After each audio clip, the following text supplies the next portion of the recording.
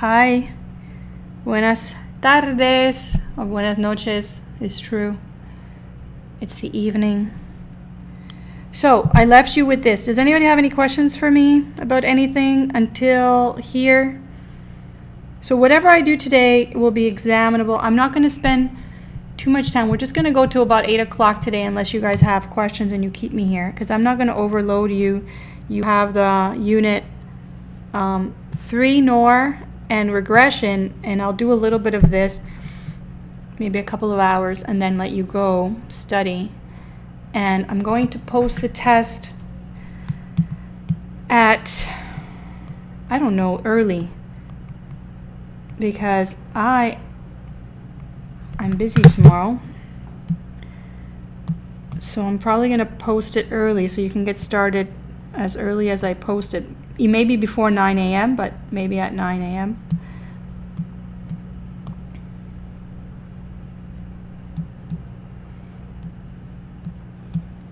So I'll post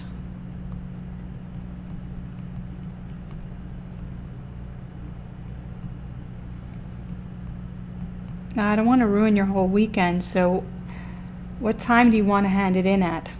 I'll ask you. You tell me this time.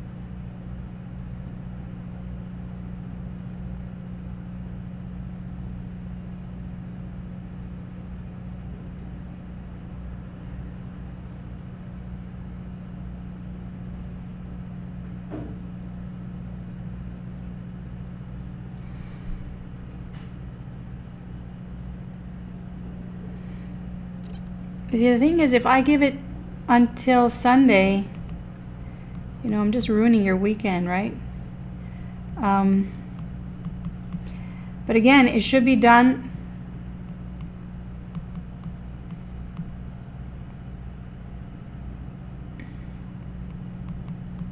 on your own, right? So, I mean, I can give it till 3 p.m., but the last one will be only 3 hours. The final will be 3 hours.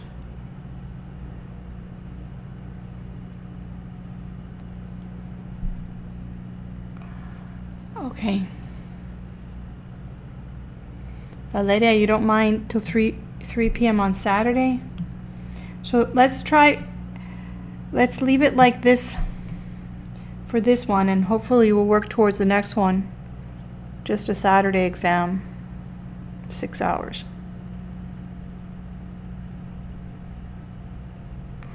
Yeah, it's true, Alexandra. All right. So I asked you to work on this for me. How did it go?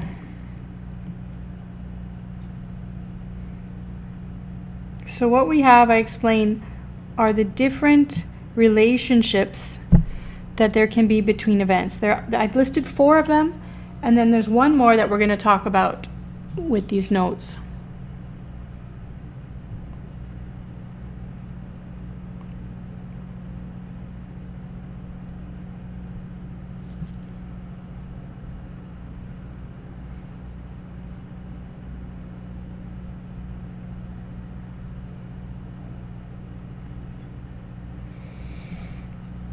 So I'm going to begin with this one.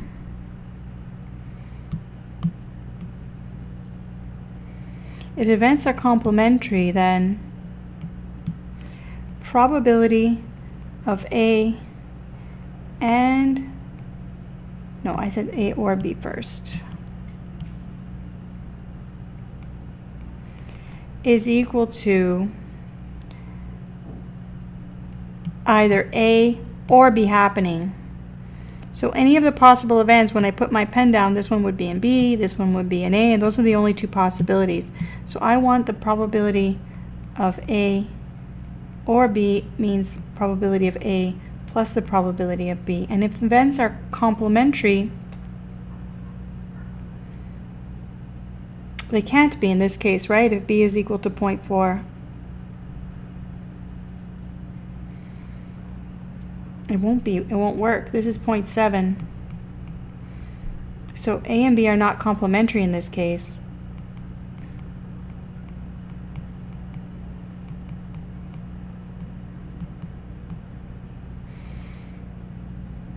So I have to make up one where they are complementary to make my point.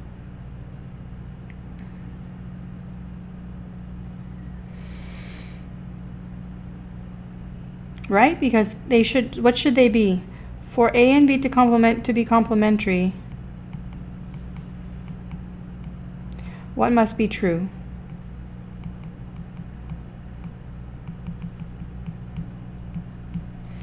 The probability of A or B must be the whole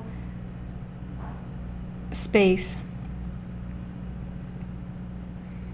1. These have to sum to 1.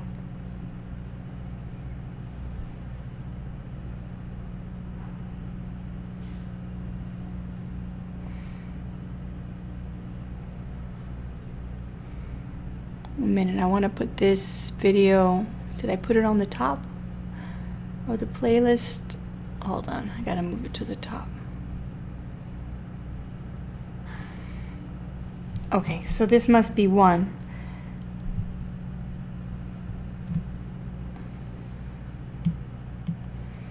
The probability of A and B, which represents, so this represents the union, and this represents the intersection. If events are complementary, without knowing the values, A and B should be 0. They don't intersect anywhere.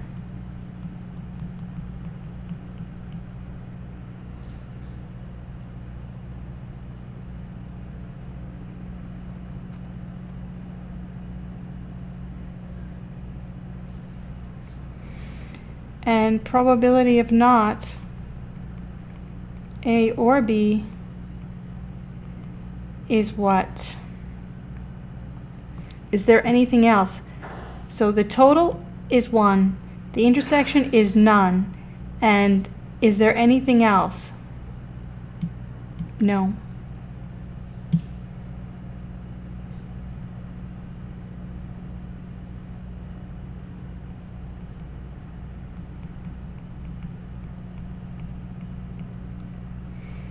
Okay, so if this is true, if A is 0.3 and B is 0.4, that would not be complementary. To be complementary, they should add to 1. Their intersection should be 0. And anything outside the union, it shouldn't exist.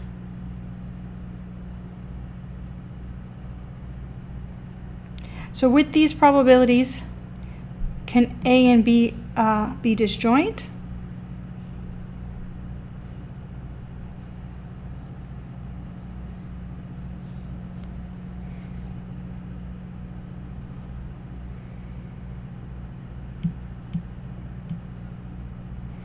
Let's see.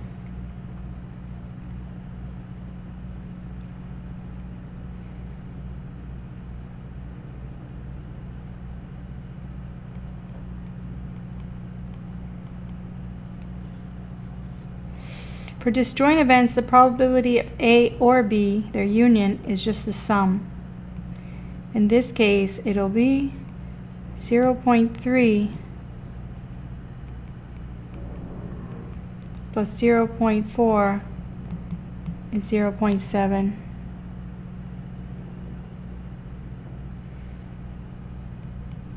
Probability of A and B equals What?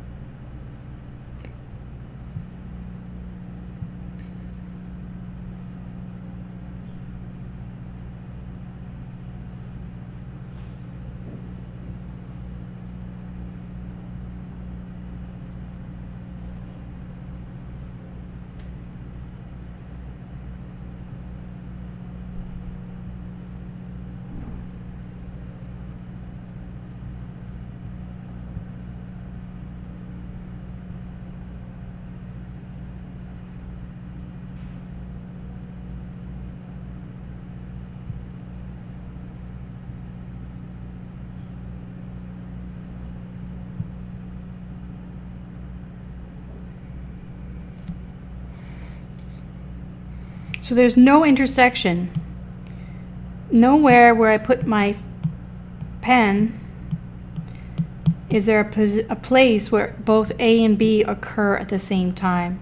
So this will be 0. For disjoint events then, A or B can be whatever, but A and B must be 0 no matter what A or B are in probability. Okay, what about probability of not A or B?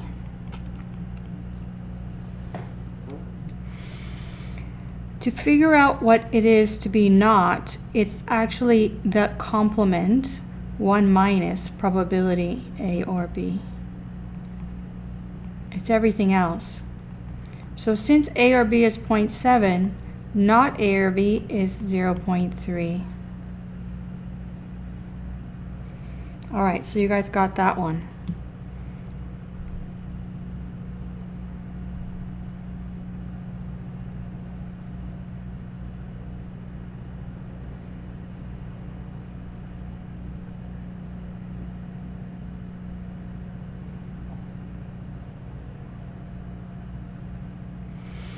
What about overlapping events? What do we know about overlapping events? The probability, I'm going to make it big again. If events are overlapping,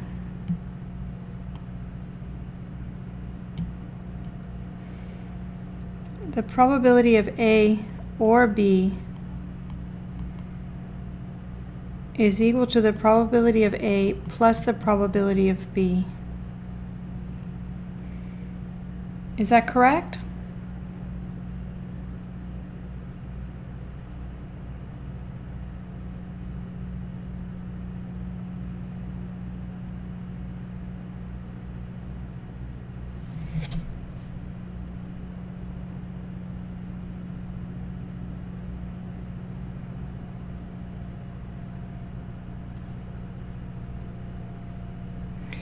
How should it be, Alexandra, Gabriel?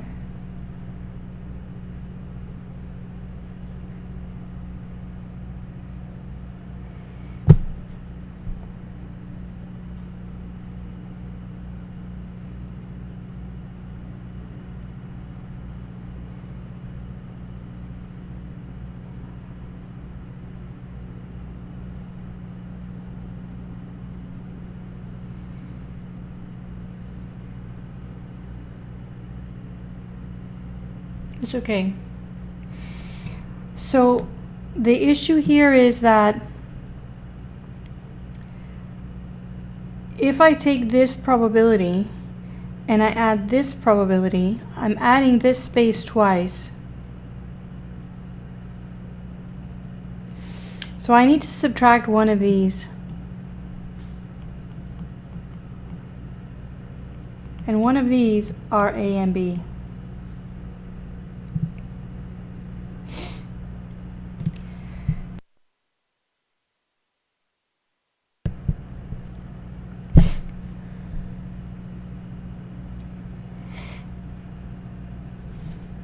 Gabriel wrote some of the symbols. So sometimes you can see or as union and as intersection symbol.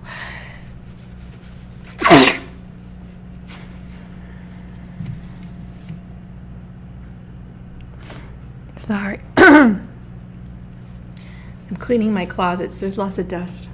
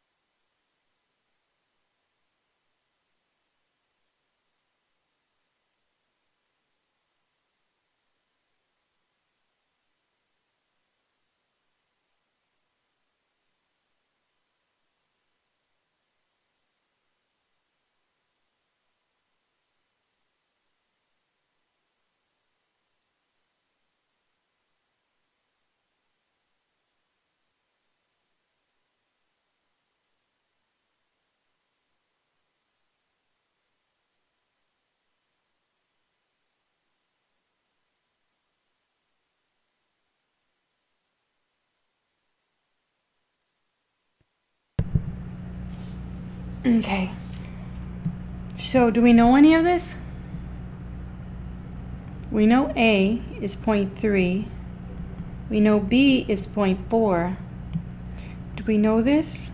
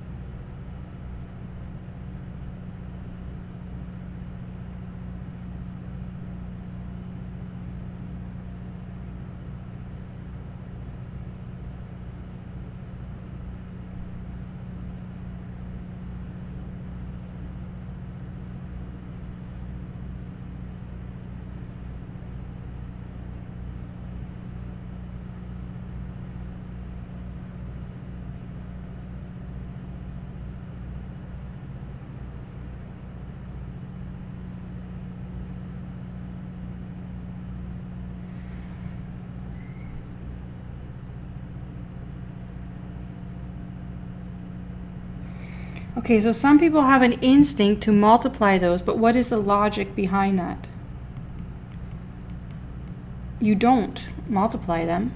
You don't know what that is.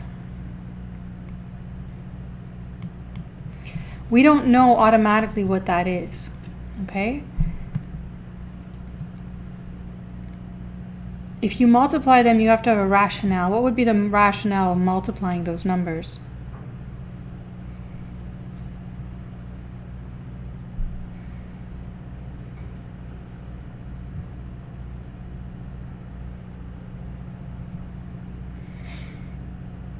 So what I'm saying is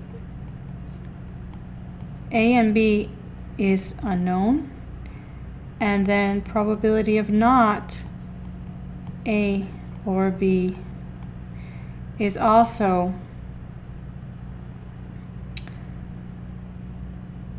one minus probability of A or B. But since we don't know this, since we don't know A and B, we don't know A or B. So we don't know anything until we know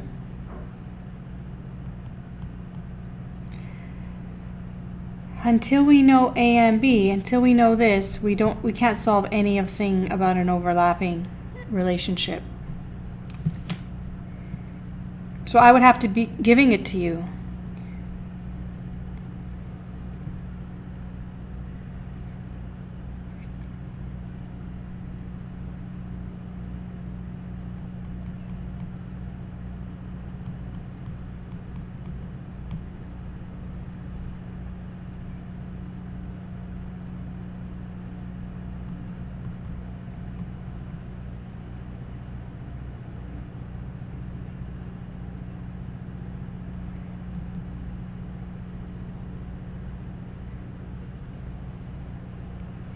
Let's say I said it was 10%. I did some analysis and I figured it out and I found out that it's 10%. So what can you find now?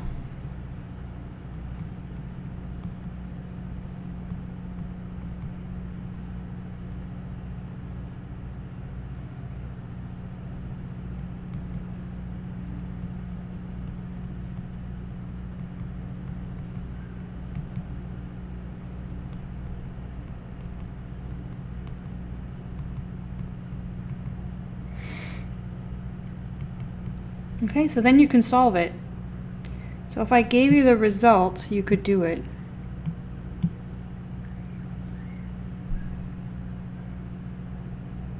Otherwise, you can't.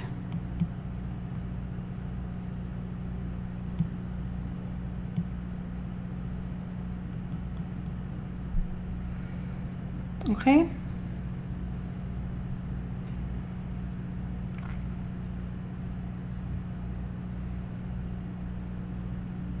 Questions so far?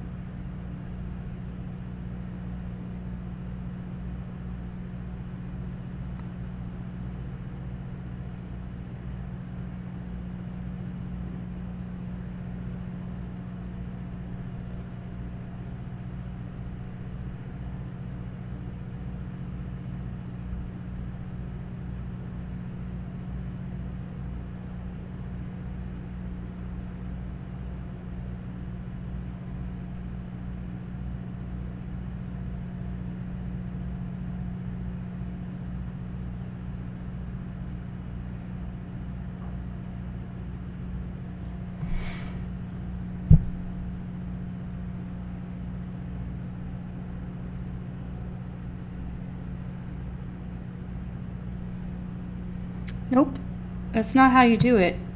Gabrielle wrote A or B is A times B. That's not correct at all. Sorry, Gabrielle, but maybe you wrote it wrong. You meant to write A and B.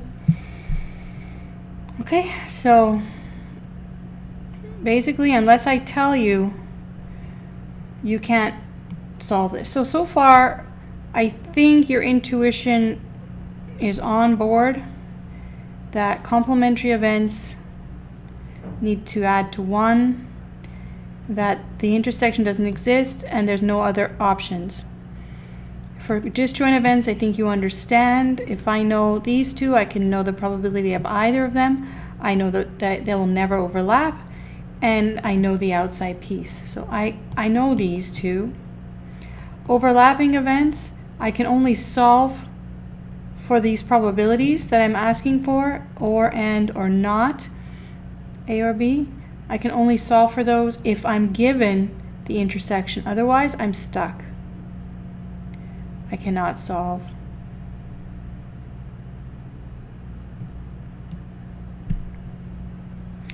And now we get to independent events. So you've learned the terminology for complementary, and you can visualize this if it helps you. You've understood the disjoint looks like this, overlapping looks like this, and now independent looks like overlapping. But if I tell you events are independent, I'm telling you something special. Something special about the interrelationship between A and B. The truth is, if events are independent,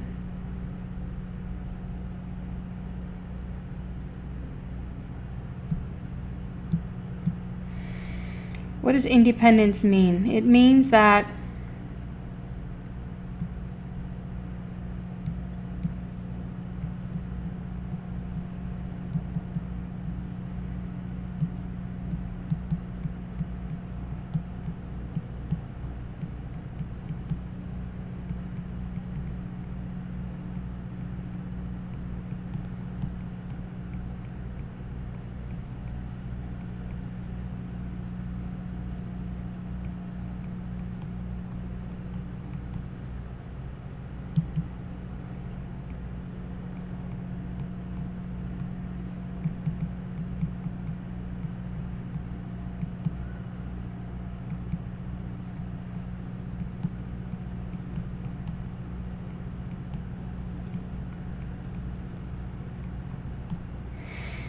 okay, so event A and B are independent if one occurs and that occurrence does not influence the chance that the other occurs, or does not change. Let's say it change or alter.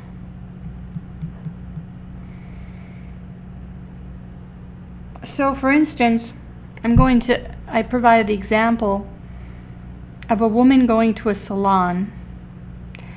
A woman going into a salon can have many services at the salon. She could have a manicure. She could have her hair colored. So I focus on those two events.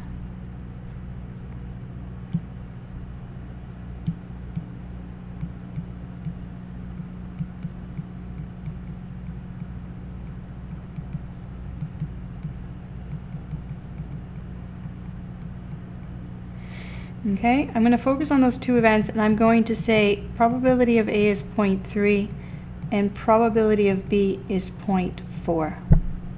So what does this mean? This means that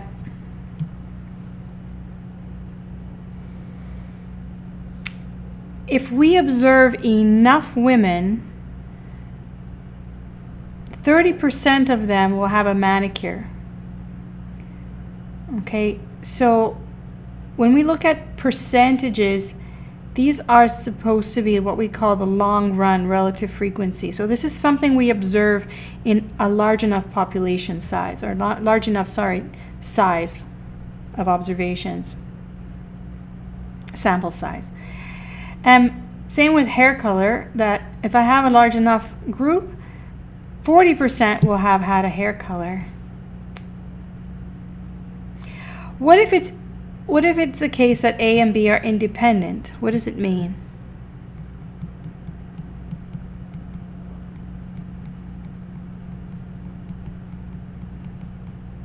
Now this isn't common, but it could be. If A and B are independent, then what does it mean?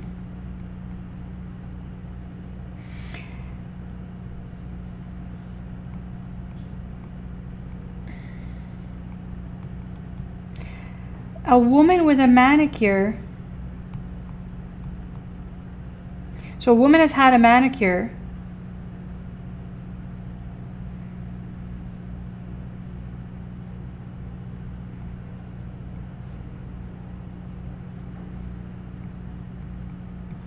so this is a woman with a manicure.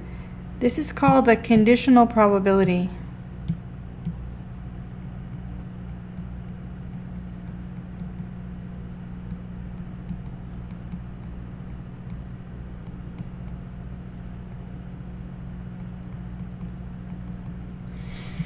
This is a woman with a manicure. The chance that she has a hair color, so among a woman, women with a manicure, the chance that they also have a hair color, what's the probability if they're independent? If they're independent, it doesn't change the probability. It's still 40%.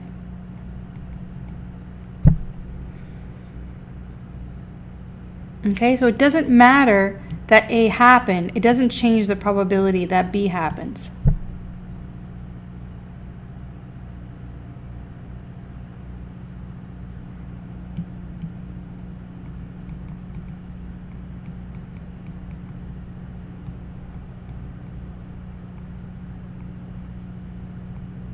Now, is this realistic?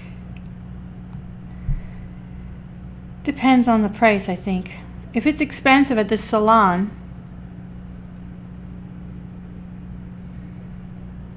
no, that's not how to say it, Valeria. It's not that the result of A is not affected by the result of B. It's that the probability doesn't change if you see A. So if you see a woman with a manicure, the chance that she has her hair colored is still 40%. It doesn't change just because she had a manicure. Now, is that likely? It depends on the price, possibly. If it's very expensive to have a manicure, like a $100 manicure, that might affect the decision to have hair color. And the probability will go down. But if it's an expensive salon, then money is no object, and maybe it doesn't affect. So if they're independent, if I told you the events are independent, then it doesn't matter. And it's maybe, a wealthy clientele that money is no object.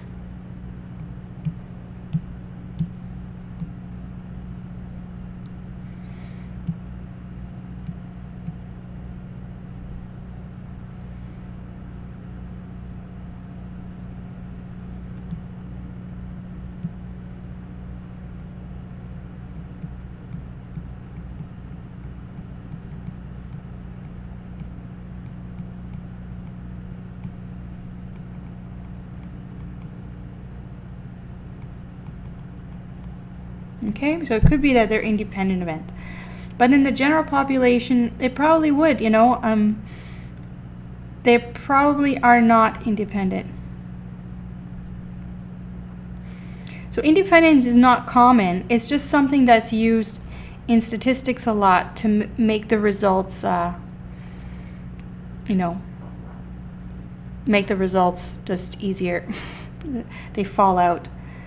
What is commonly independent when we look at trials, when we look at sampling and not changing the circumstances from selection to selection, those are like independent trials. The chance that, for instance, when you roll a die, when you roll or flip a coin, from flip to flip to flip, the chance of seeing a head doesn't change. Even if you saw a head 100 times in 100 flips, the chance of seeing a head is still 50%. That is independence, that it doesn't change. No matter what happened before, the probabilities don't change. So I could have written this the other way. I mean, it goes both ways. If a woman had, I'll just add that in.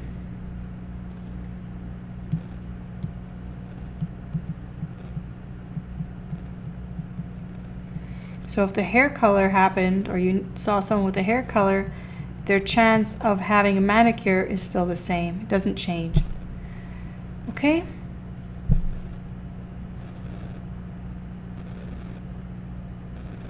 So how does that affect things? How does that affect things?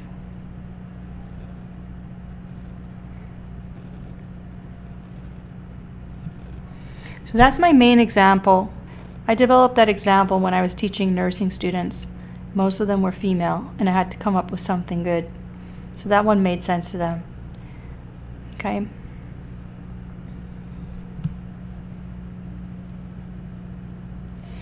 So this is the way we see independence. And then the consequences of independence are as follows. I'm going to continue here. And then I'll let you see that again so you can copy it if you want.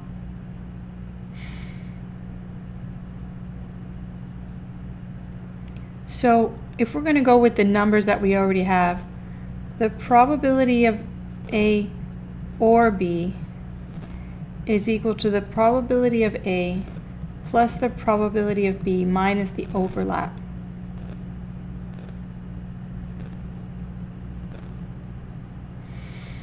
Do we know the overlap?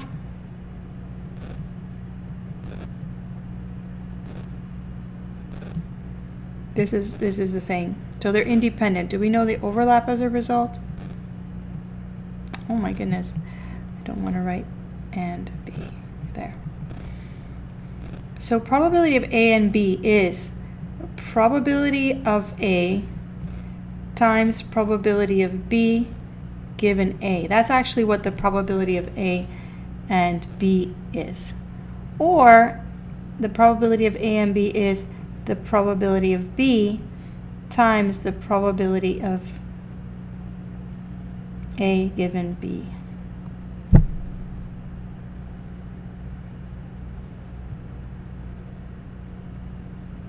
So those both are the probability of A and B. That's how you calculate it in general. So if they're independent, because of independence, this simplifies to just A times B in either case.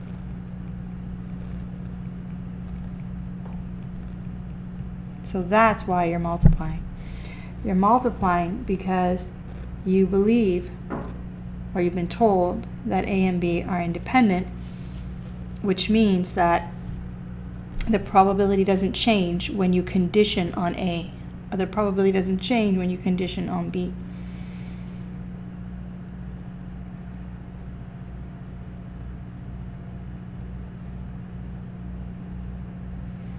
So the results are that this is going to be 0.3 times 0.4,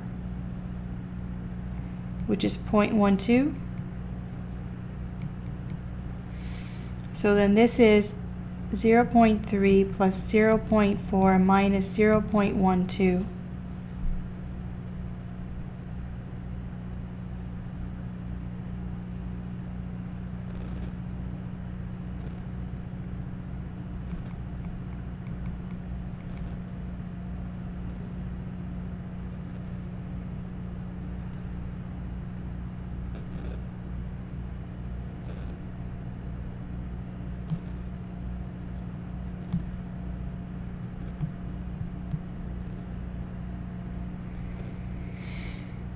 And what do you get?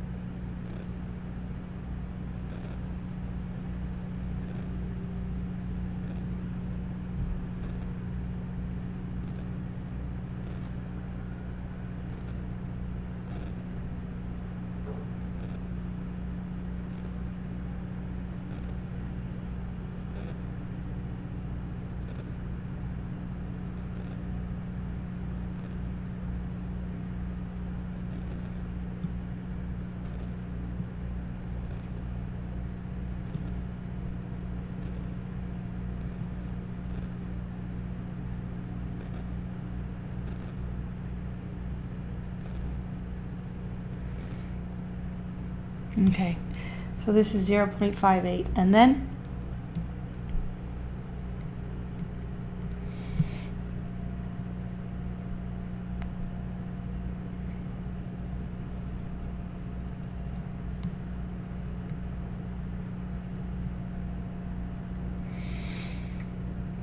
finally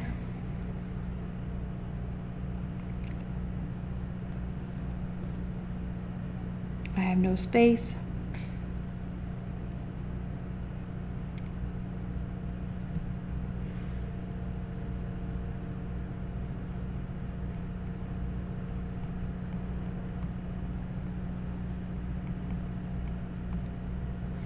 The probability of not A or B is 1 minus probability of A or B, which is 1 minus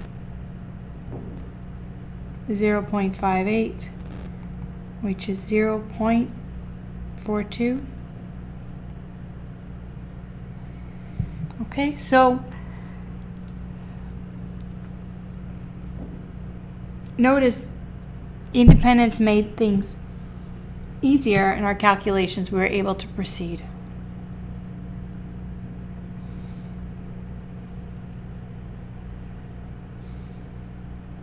So independence is not disjoint. In fact, independence is visualized as an overlapping event.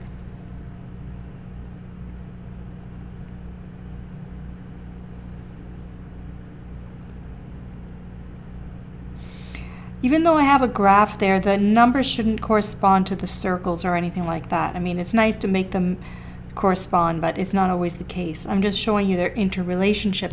Don't go by the size. Don't let that distract you.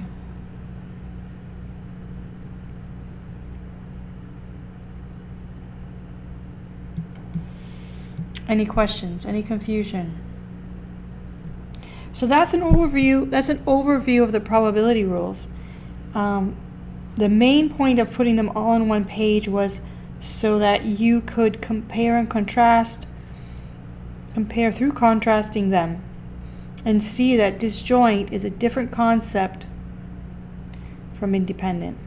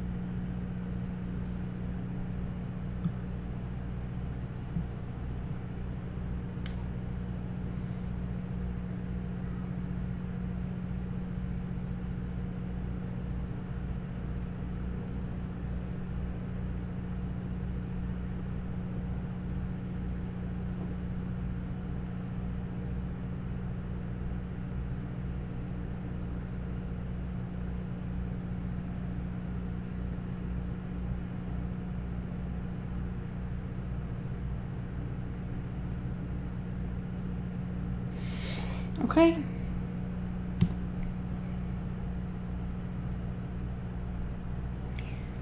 So events of A and B are independent if one occurs, and that does not alter the chance that the other occurs. I use the example of the manicure and the hair color. If A and B are independent, then a woman with a manicure has still 40% chance of having a hair color.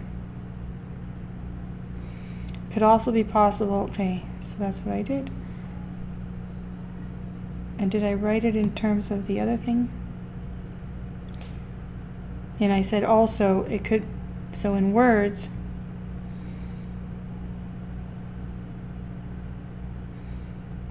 so a woman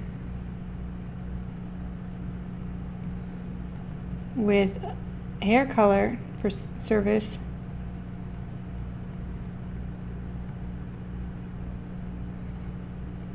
still has a 30% chance of manicure service.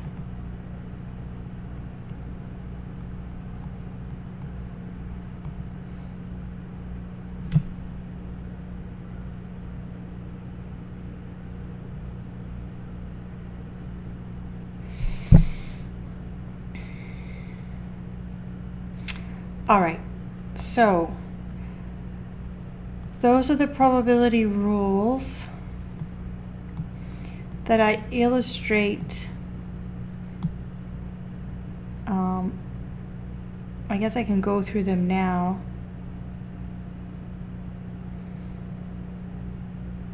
And then we're going to arrive there again. So what we want to do is learn about probability theory, because we're going to use probability theory for estimation purposes.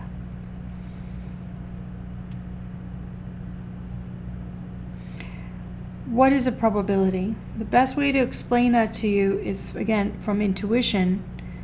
If I was to ask you, what's the probability of getting ahead in a flip of a coin?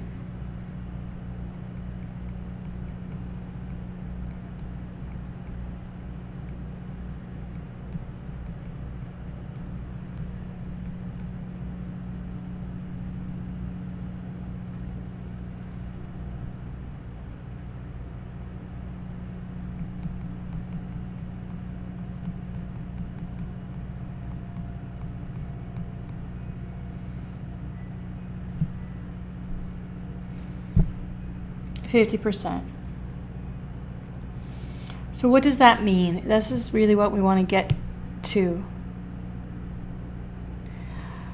What if a younger sibling or cousin or friend of the family comes to you and says, look, I've been flipping this coin 20 times, and every time I flip the coin, I get a head. I'm assured that it's a balanced, fair coin, the student says, because they got it from their teacher. And the student flipped, or the child flipped the coin 20 times and got a head every single time. How would you explain to that child that the chance of flipping the coin again and getting a head is still 50%, not 100%?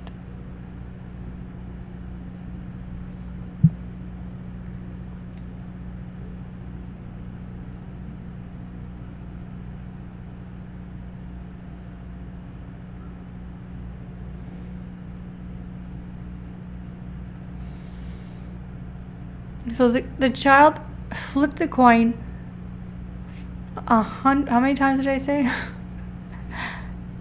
Several times, 20 times did I say? And got a head every single time. So it's 100% heads. So it's suggested that you should tell the student or the child to go and keep flipping, because they haven't flipped enough to observe the long run relative frequency of the coin flip. So it turns out here's an experiment where a coin was tossed, and it's showing here on the first toss they got a head. And then for the remaining, for trying it again and tossing it more times, the proportions of heads was computed. So they tossed another time and then recorded how many of those times was a head. So here it's about, so this scale is really, really bad. I think they made it a logarithm scale or something. But the point is here that it looks like it's volatile. It's kind of erratic. It's above 50% in the proportion of heads. So with 10 flips, it was like 60%. Out of 10, 6 were heads and 4 were tails. Okay? And so only at about 1,000 flips did it stabilize, that you saw 500 heads and 500 tails. But this experiment showed that that wasn't the case at anything less. So you could do this again, and you can do many experiments doing the same thing, and you'll see that it'll take about 1,000 flips for this to stabilize. Okay? So probability is long run relative frequency, something that we don't see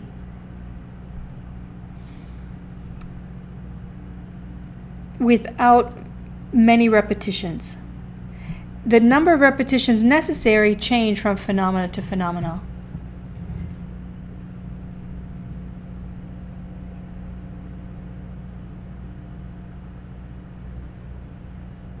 I'm just reading the comments.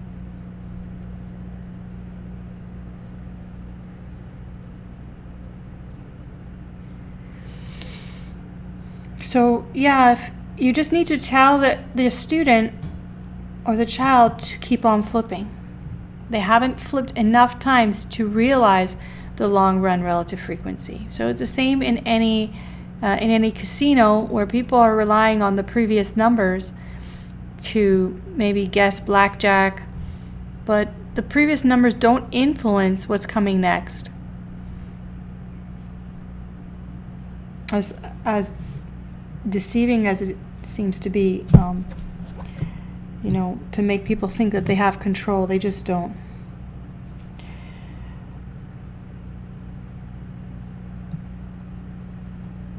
Okay. So some other examples to clarify our thinking around probabilities and independence. You might hear statements like cancer strikes 1 in 2 men and 1 in 3 women. Does that mean in a group of 3 women, 1 will get cancer? No, it doesn't mean that. It means that in a population of hundreds of thousands of women, so let's say 300,000 was enough to see this incidence. So in 300,000 women, 100,000 would have gotten cancer or been diagnosed with cancer. Maybe that's not enough. Maybe you need to see millions. So what you see a lot in statistical data is that they'll usually say rates like 2 in 1 million population. So they won't say, they won't reduce it down. Well, that's probably too small to make my point. Let me see. If I was to do this in the way that they said it here, so 1 in 3 women would be the same as, it would be the marketing around the actual statistic that would be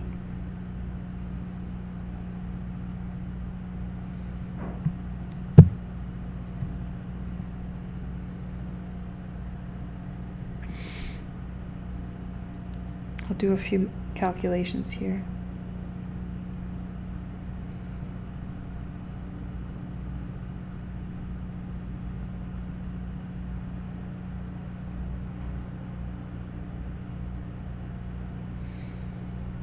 Right, so it would be, usually they'll say it in terms of 10,000 if they believe that's enough to see the long run relative frequency.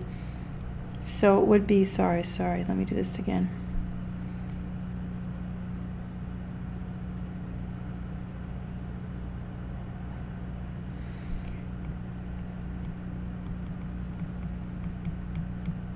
So that's, but it's misleading for people who don't understand statistics. Now, how did I get this number? I just took 1 divided by 3 and I multiplied it by 10,000 to make it a rate.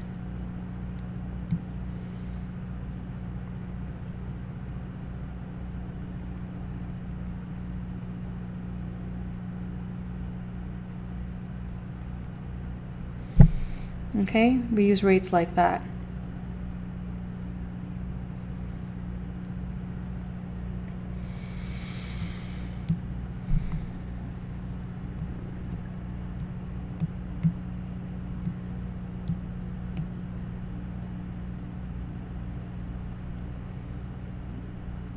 In flipping a coin twice, the outcome on the first trial does not influence the outcome on the second trial. Or let me say it this way. In flipping a coin twice, the outcome on the first trial does not influence the probability. I should fix that.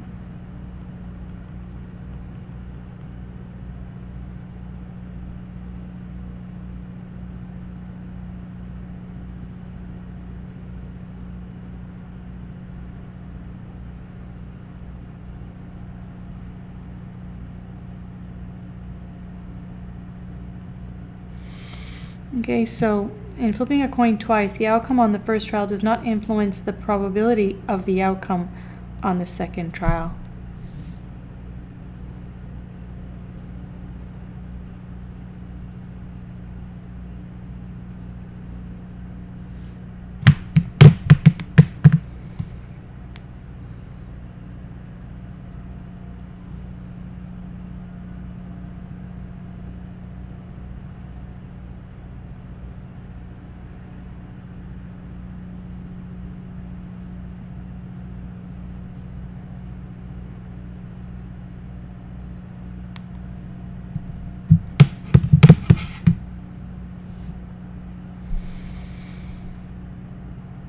So consider 4 differently colored M&Ms. Pick one randomly and eat it. If it is blue, then the next M&M you select to eat cannot possibly be blue.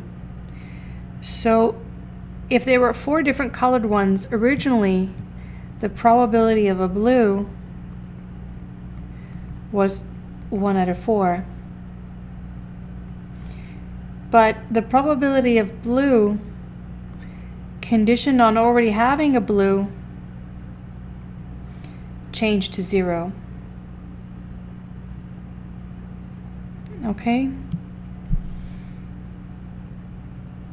So it went from a quarter down to 0. So from selection, so here I'm looking at sequential events, and the sequential events in in picking a M&M is not independent. It's actually dependent.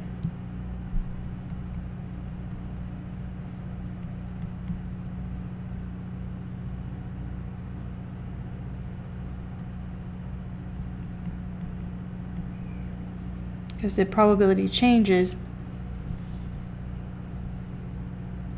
as a result of the outcome. Another example of independence is that each possible simple random sample of size n is independent from any other. So whatever you get in one simple random sample doesn't change the probabilities on a separate one of that sample being drawn.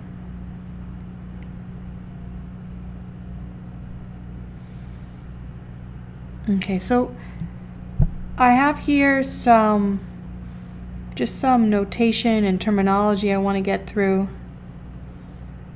some clarification.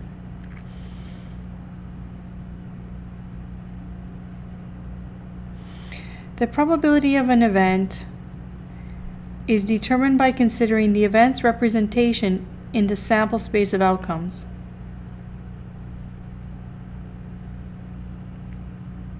We refer to the random experiment by name flipping 4 coins. We define the random variable x as the outcome of flipping 4 coins. And then the sample space would be all the possible outcomes. So I've labeled them like this. I could get head, head, head, head. So this is in order of outcome. Head, head, head, tail, etc. So these are all the possible outcomes. And the probability of each outcome, well, they're all equally likely outcomes. There are 16 of them.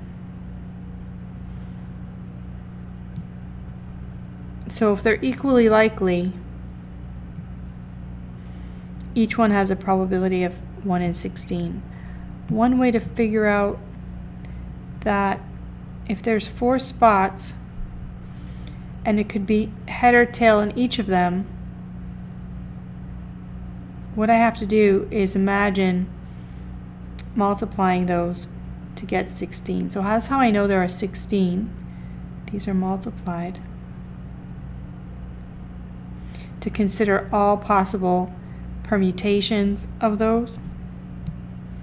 So 2 of these times 2 of those times 2 of those times 2 of those makes 16. Since they must, the sample space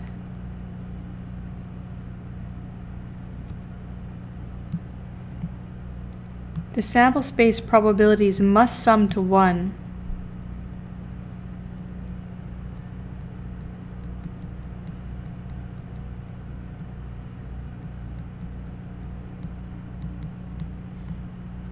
They are all equally likely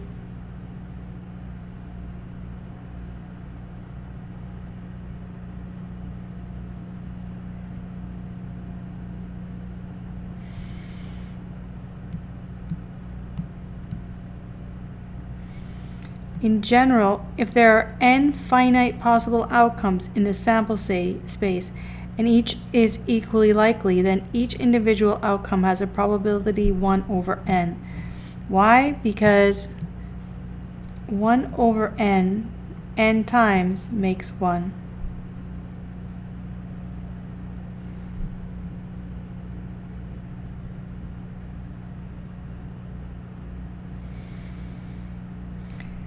And since variables outcomes should be numbers, I also suggest that I can make these numbers easily by letting h be 0 and t be 1, and I can turn these into numbers. That would be a 0, that would be 1, that would be 10, that would be 100, you see, because t was 1 and h is 0. This would be 1,000, this would be 11, this would be, okay, so that's what I provide here. Is just some description of that, how I can, sorry, here, I can make them all numbers. So that's just, that's not necessary, but just to prove to you that I can make that variable numerical. Okay, so that was my first experiment.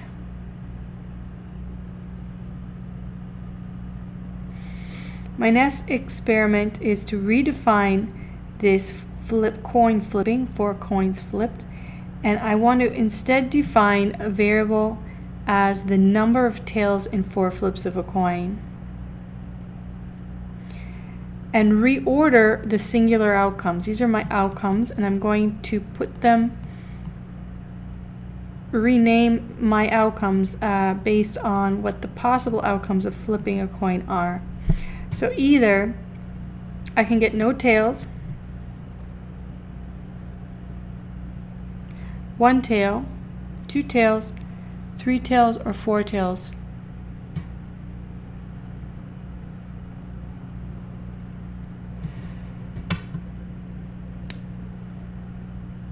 Oh, it stopped. The connection broke. Again. Hold on. It's just my, I'm gonna check. Yeah.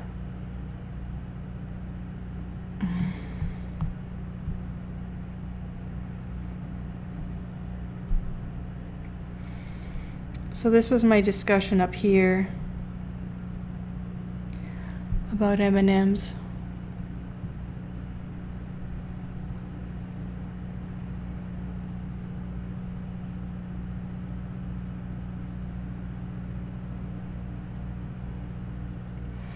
So this is all I said about the M&Ms, and this was my discussion about the compound events. Does anybody have questions about that?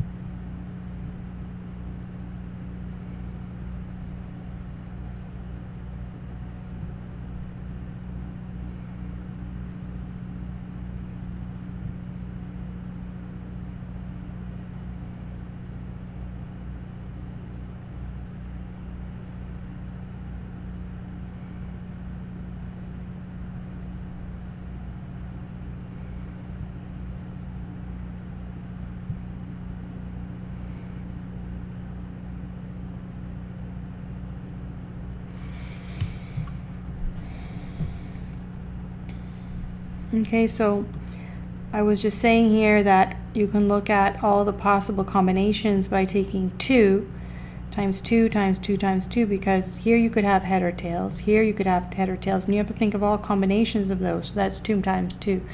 And then here you can have head or tails, and the same here, so that's really just a multiple, makes 16. And all possible outcomes should sum, their probabilities should sum to 1.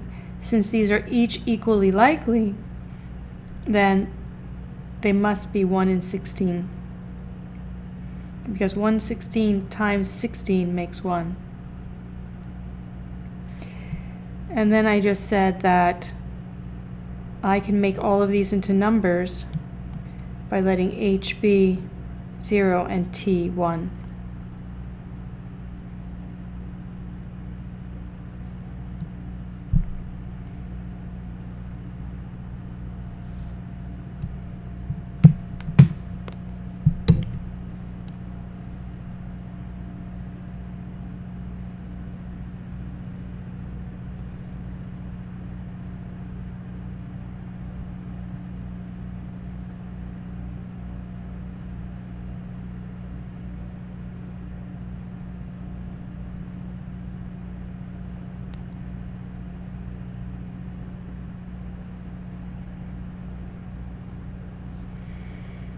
Okay, so I'm into the next one.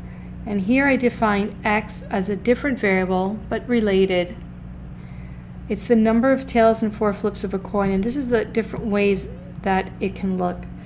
You can get no tails, 1 tail, 2 tails, 3 tails, or 4 tails.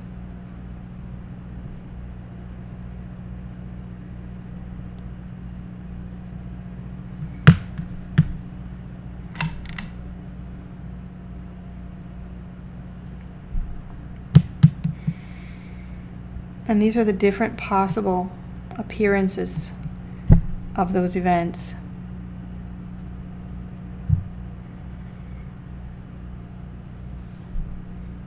So let's figure out the probability of those events. I'm going to go back to the image so you can see each of these are equally likely. So each of these we already discussed would be 1 in 16.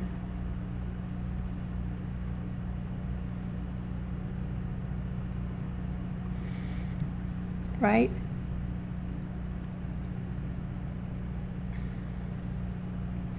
And what I'm doing is I'm going to say the probability of 1 tail is equal to the probability of HH HT or HHTH or HTHH or THHH. So since these are disjoint, only one of these things can happen, I just add these together. So I just add 1/16 4 times, and so the probability that x equals 1 is 4/16. The probability that x equals 0 is 1/16. The probability x equals 2 is 6/16. The probability x equals 3 is 4/16. The probability x equals 4 is 1/16.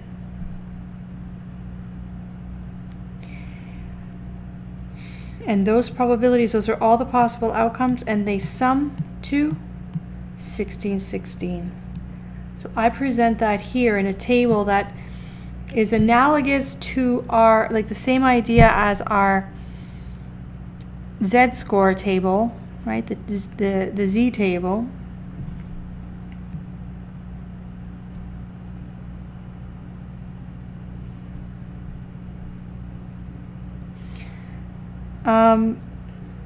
But there's only 5 outcomes. This is an example of a discrete distribution rather than a continuous one.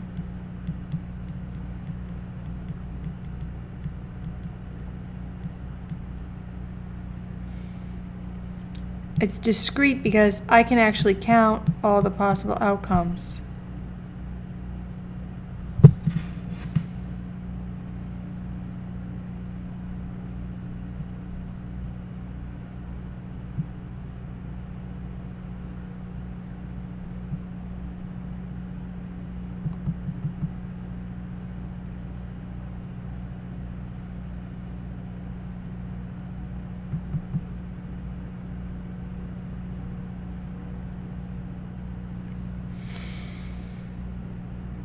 And so now I can use this. I've already calculated them. You could write it as 0 tails. You could say x equals 0. So it looks like something we've seen before, but I've defined x now as this variable, the number of tails in 4 flips of a coin. So don't get thrown off by that symbol. I've redefined it already. So this one is 1/16, right? This one is 4/16. I already did this, but I'll fill this in. This is 6/16. This one is 4/16 again, and this is 1/16. So this is actually symmetric. You see the number is the same on this side and that side, and there, and there. So it's actually a symmetric distribution. This is known as the probability distribution. It shows you the possible outcomes and their probability. I can use it now to make predictions. What's the chance? Now it's a distribution, so it represents all possible outcomes.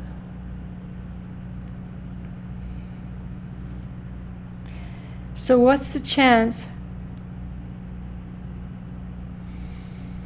that the outcome is greater than or equal to 2? Well, here's all the possible outcomes. So what I have to do is add together the probability of 2, 3, and 4 because that's greater than or equal to 2. So I have to take probability x equals 2 plus the probability x equals 3 plus the probability x equals 4. And this is just summing 11, 16. So this is our goal in probability theory, is to define variables, derive distributions, and then make estimates. That's our current goal. We're going to do more with this later.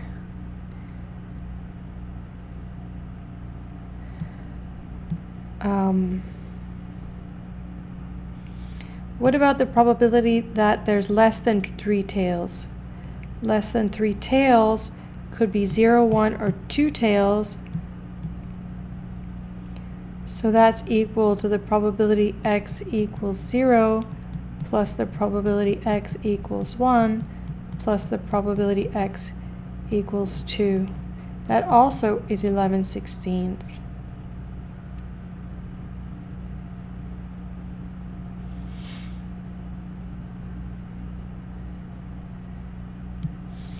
And then here, what's the probability of less than 1 tail or more than 3 tails? So looking at the possible outcomes, that would mean 0 or 4. So I can just write that. I mean, I've written it different ways so you can practice, but basically this would be what we have to do. We have to add the probability of 0 and the probability of 4, and that's just 2/16. I can just leave it like that in fractions. I can calculate the decimals. I've given you the decimal values here, so you can do that if you want as well. Any questions so far?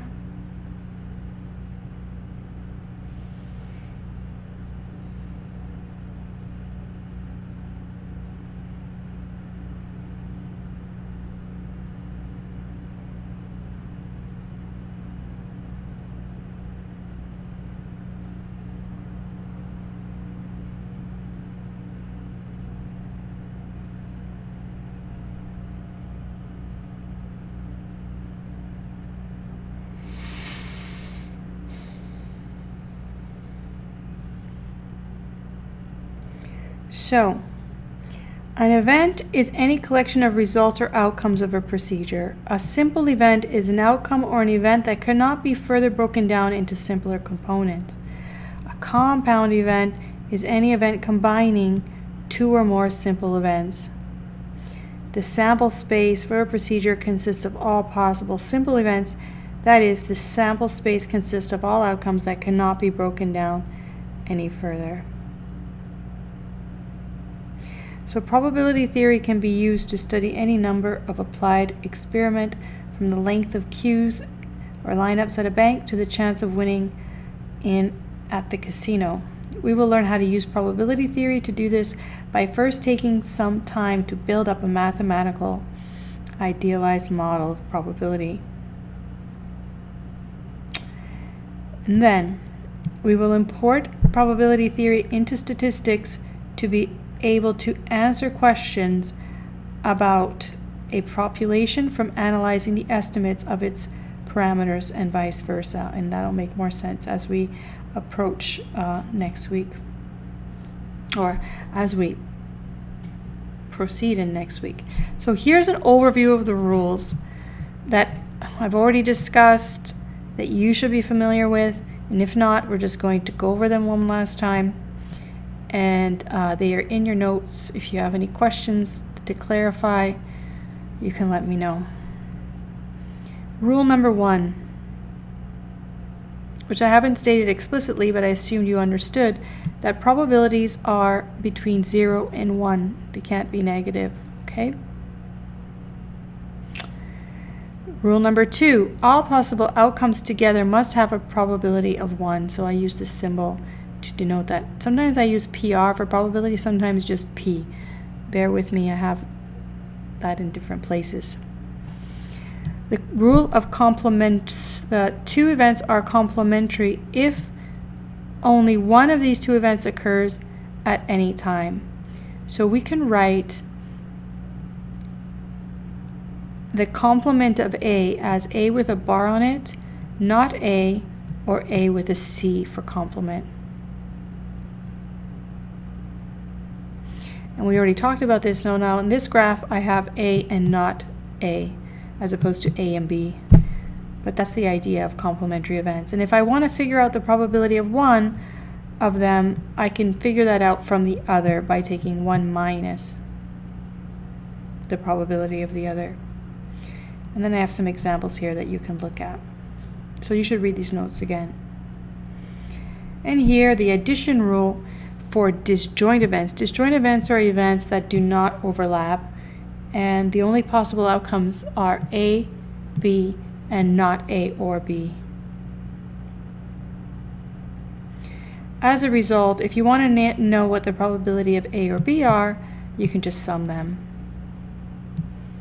And I give you the example that we looked at previously with those, with the table we just discussed. So here's an exercise. I'll let you try this while I get some water. So try this exercise and see how you do after this discussion.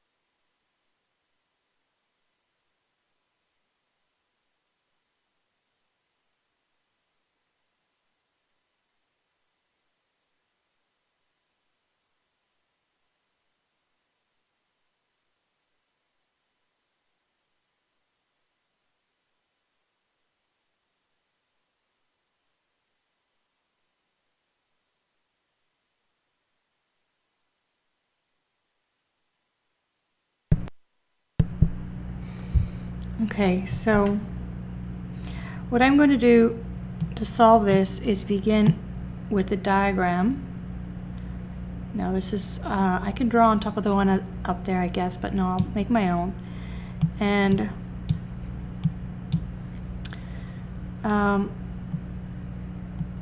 this is my sample space. And we'll assume that hospital and office are not the same place. There's no overlap. So being at the office is A, and being at the hospital is B, and this is S, the sample space. So not A or B is the outside space. So what is the probability that the doctor is not at the hospital? So probability not B is 1 minus probability of B. So that's 1 minus 0.27, which is 0.73. Good. What is the probability that the doctor is either in his office or at the hospital? So this is an example of how that would be worded.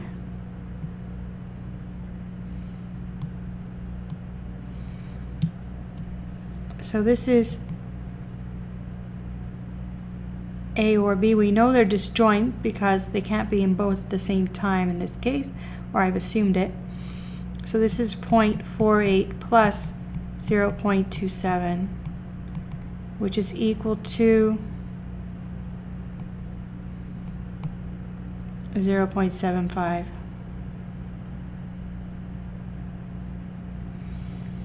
And finally, if the doctor didn't go to his office or the hospital, he's at home. So we're calling this thing home out here. What is the chance that he is at home? Well, the chance of being at home is the probability of not A or B. So that's 1 minus probability of A or B.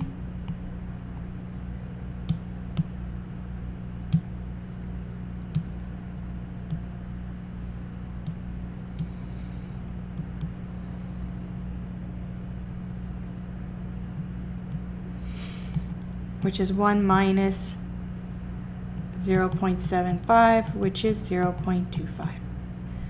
Good. Okay. So you guys did well with that one. No questions? So we've covered 4 rules. It leaves 2 more. Then there was this discussion that we did here. My introduction to independence. And this is just to recap what I said about the salon.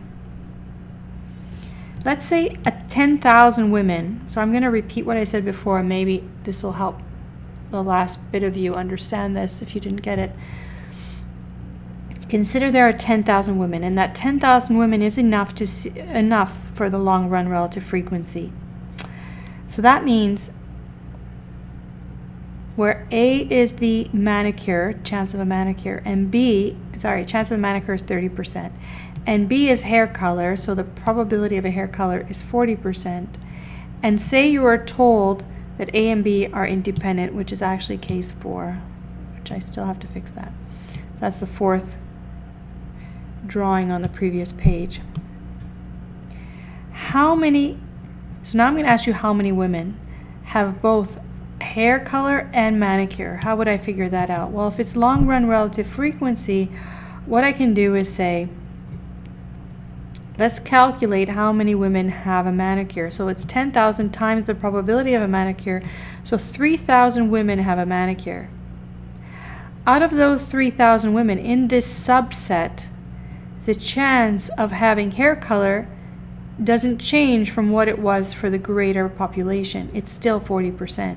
That's the idea. It's when I condition on one event and reduce the group that I'm looking at, or the subset, I go to the subset of manicured people, it's still 40%. So I multiply, out of the 3,000, I multiply by 40%, and I see 1,200 women have both. I could also make the same calculation and get the same result, or, well, make the calculation and get the same result doing it the other way. Begin with women who have their hair colored, so 40% of 10,000 is 4,000 women. Out of these 4,000, 30% of this subset also have a manicure. I arrive at the same result. Okay? So it doesn't matter which way I go.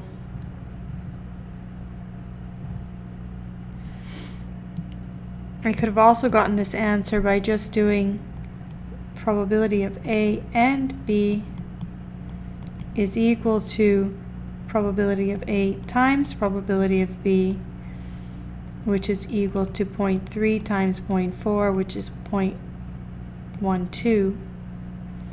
And then just simply said, out of 10,000, the chance of both manicure and hair color is 1,200. So that's how you use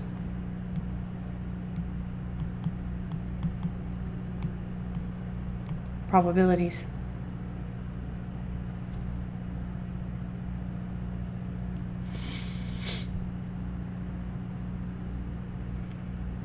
So this brings us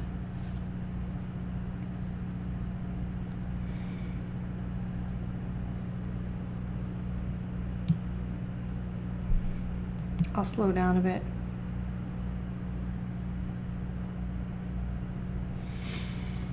So what we're saying is event A will occur 30% of the time, and of those times, event B will occur 40% of the time. So this is why we multiply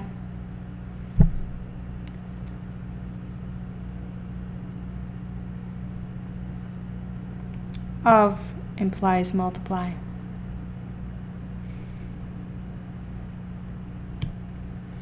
Okay, so here's another example. This is the last example of how events can be related.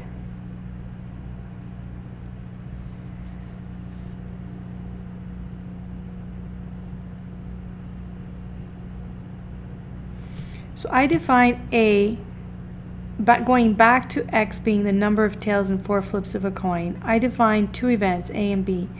A is observing 2 tails and 4 flips of a coin, and B is observing less than 3 tails and 4 flips of a coin. And I've specified those outcomes here.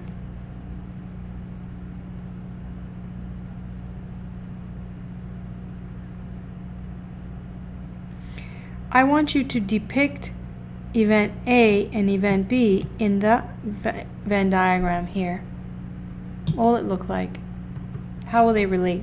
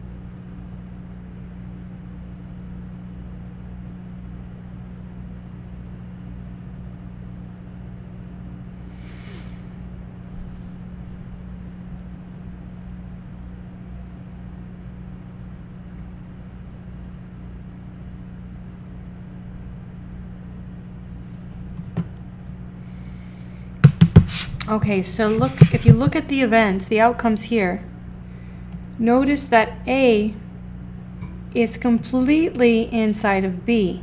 So that should be reflected in the drawing of the Venn diagram. So if I draw B, A should be inside of it. So we didn't see this before. Let's calculate for this one now. A or B, A and B, and not A or B. What do you get? So it's not exactly overlapped, it's completely enclosed. So it's a different drawing.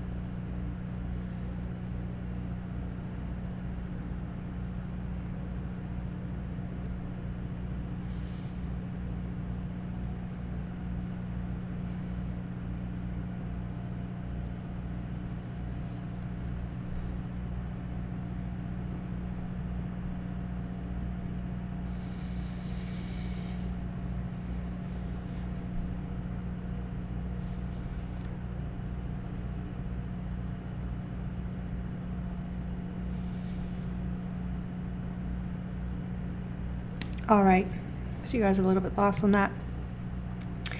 So using the information provided, I figured out here the probability of A is 6/16, right? And then B is 11/16.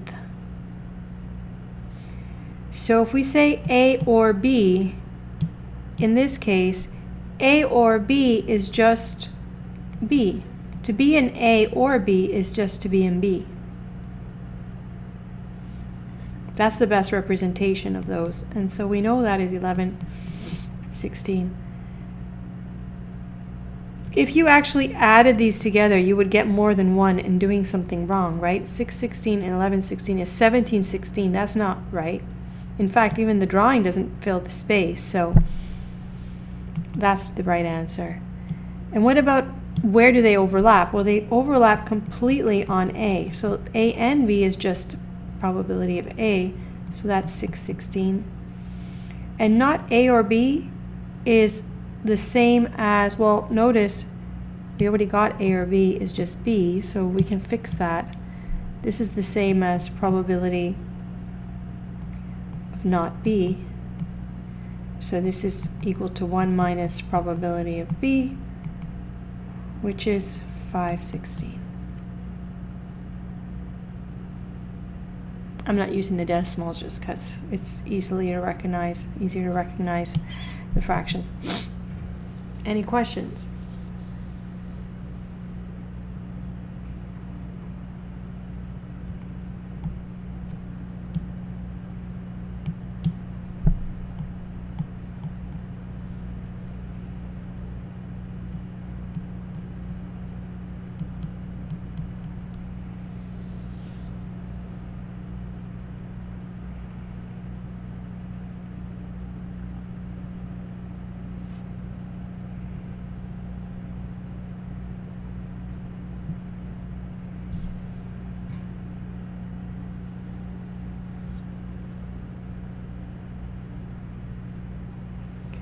And so that brings us, okay, if you have no questions about this first.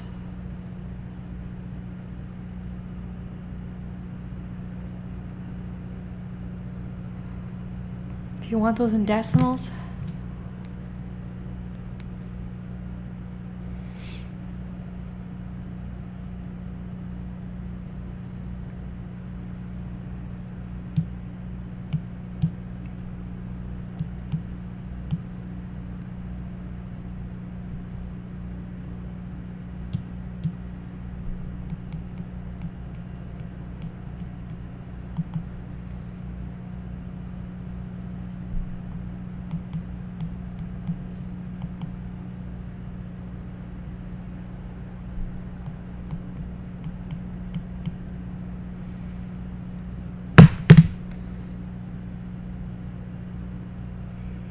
I just gave you the decimal results.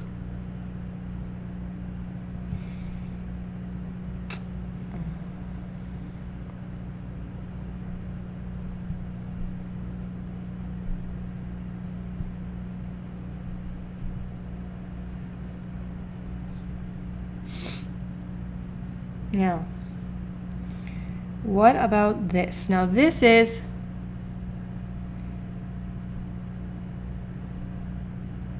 an example of two variables. I made a cross tabulation of probabilities, and inside this table, so this is an example of a joint probability distribution.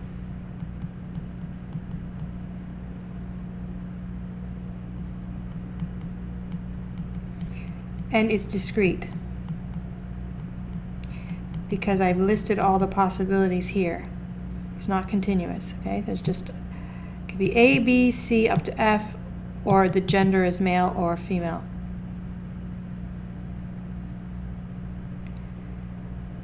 And inside here, we will define this as probability of male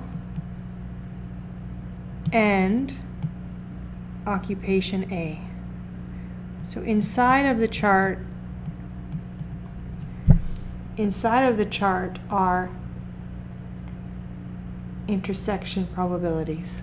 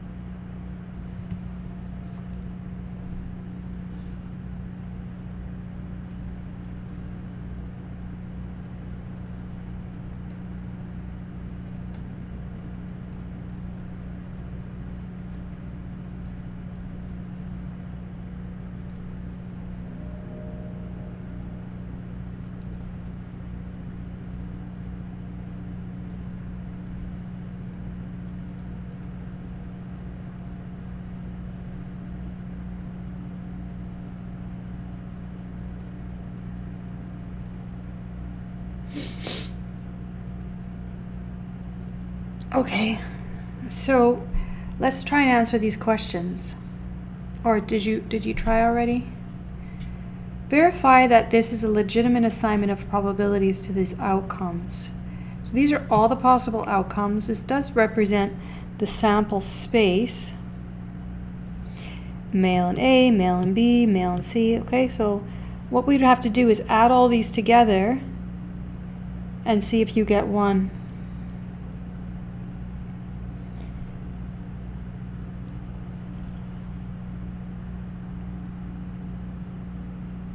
You could do that by adding up the males first,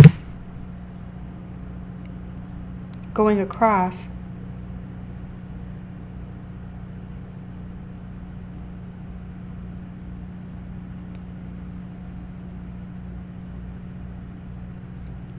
And you get 0.6. So this would represent probability of a male is 0.6. And that means the probability of female, or I've called it women, is 0.4.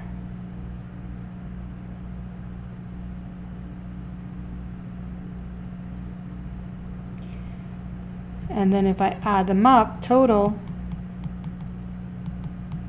it's 100% or 1. So basically you have to add all of them up. Probability of male and A plus probability of male and B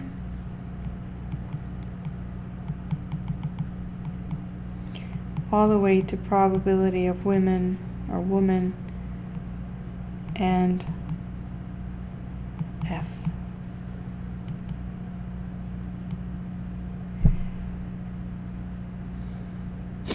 And then what's the probability of a worker being female? So female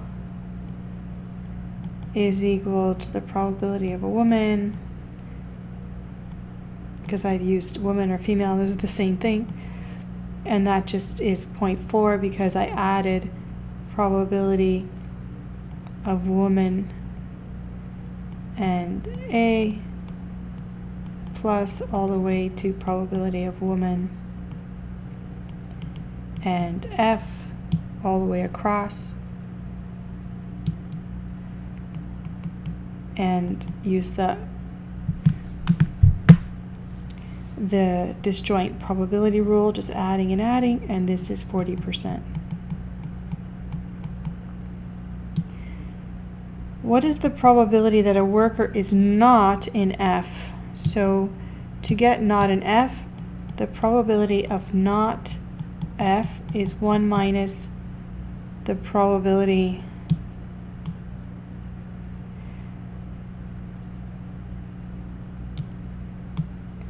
I still don't know why these get separated. I really don't.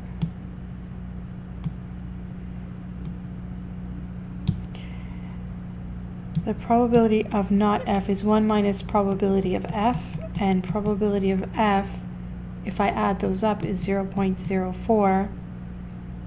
So that's 1 minus 0.04, which is 0.96.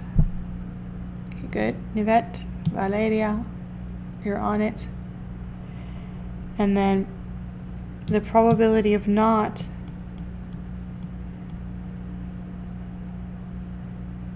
it is engaged. The probability of D or F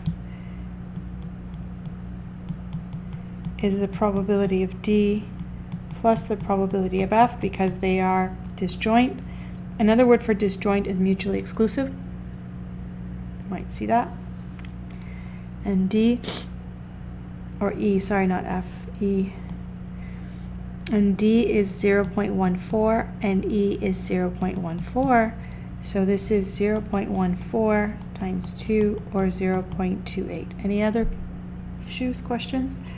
Okay, so now that was easy. We're just reading off the chart of the joint probability distribution.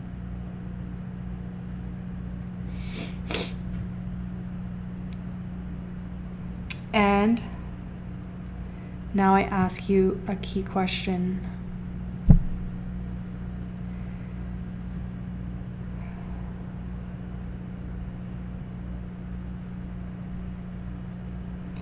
This is my question. Are the occupation A, the event occupation A, and being female independence events?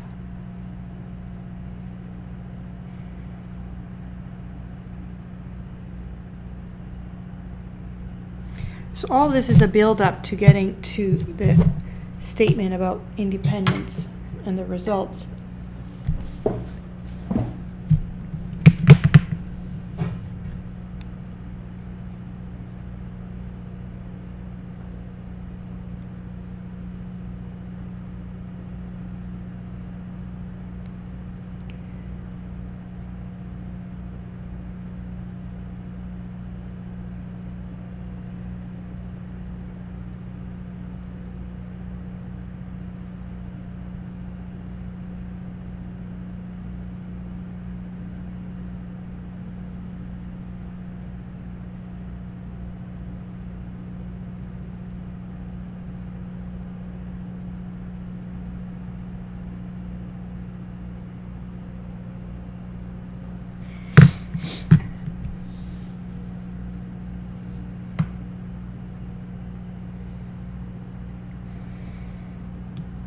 Okay, so a person under category A can be male or female.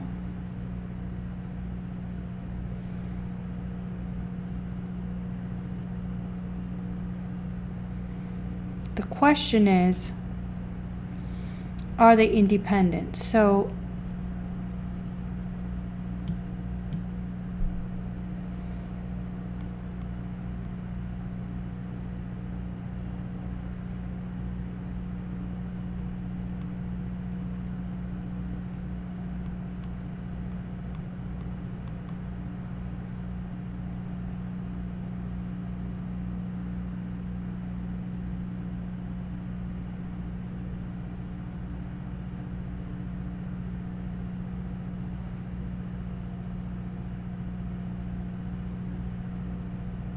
if someone is a woman,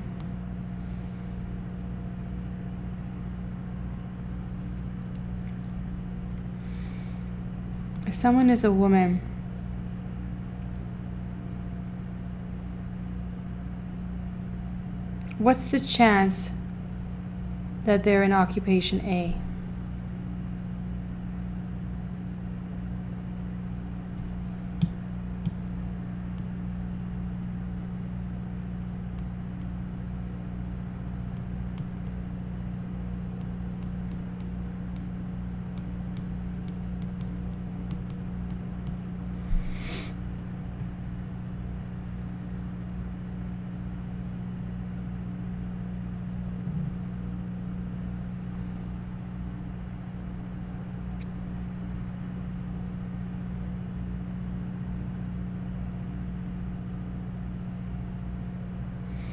So what this means is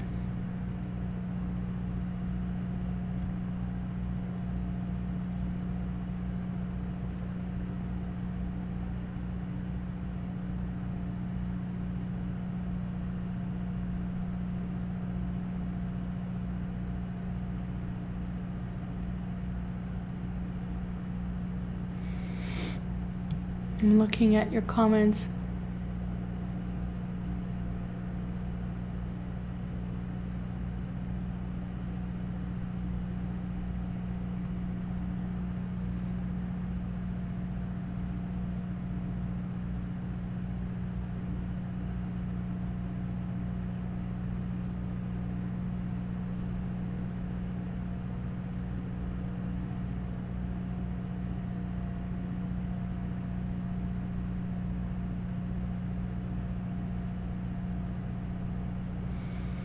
So if they're independent, then the probability of being A, if someone's a woman, is the same as the overall probability of being an occupation A, if they're independent. So let's say, so that it's basically that it doesn't matter the probability doesn't change if I know somebody is a woman. It doesn't change my perspective of what the chance of them being in that occupation is. So for instance, I'm trying to think of an occupation where there's equal numbers of men and women, or equal proportion of men and women. So that could be, I don't know, in management, possibly. So in management, that could be independent of gender. Let's just assume for the example. I know where it's not the case. I know if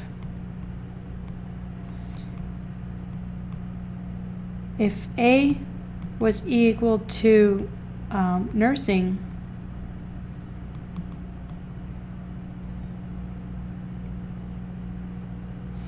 if A was equal to nursing, and I know that someone is a woman,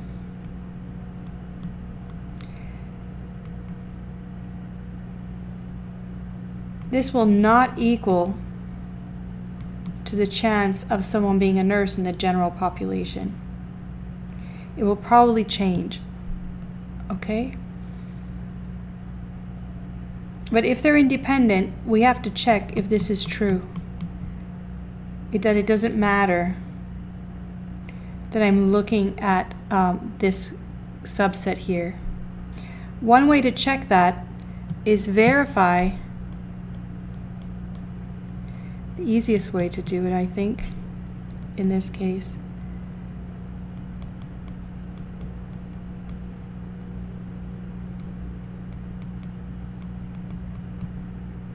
Not AV.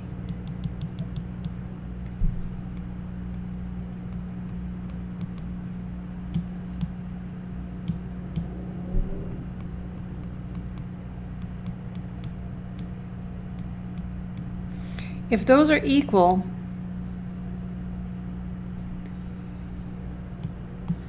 if probability of A times probability of woman is equal to the probability of A in woman, then I know I have independence.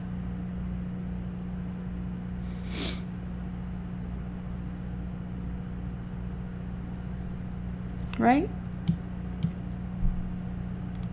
This is the rule we learned about independent events. Events are independent if this is true. A and woman is equal to, like, A and B, probability A and B equals probability of A times probability of B, only if these two are independent. So let's do this. The way that I would check this, I'm going to put it in a black box to separate it.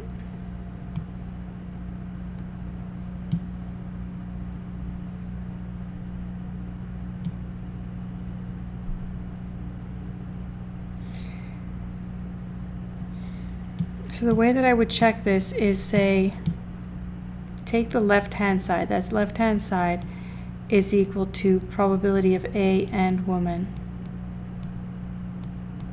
But I know that that's 0.08 from the chart. So I already have that answer. Let's look at the right-hand side. That's probability of A times probability of woman. What's the chance of A? Let's go back and look. The chance of A is these together, right? So it's 0.12 plus 0.08, so that's 0.2.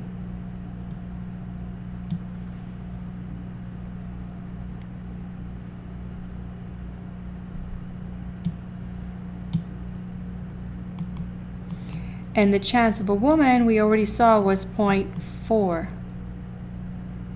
Is that correct? That's what we saw over here, I think, yeah. So when you multiply these, you actually get 0.08.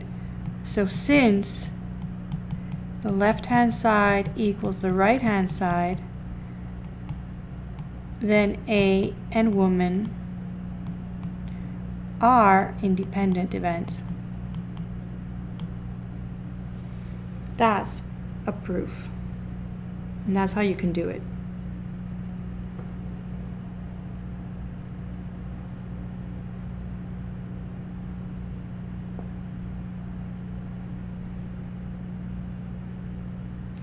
Is everybody okay with that? And then I'll show you the other way that Gabrielle mentioned.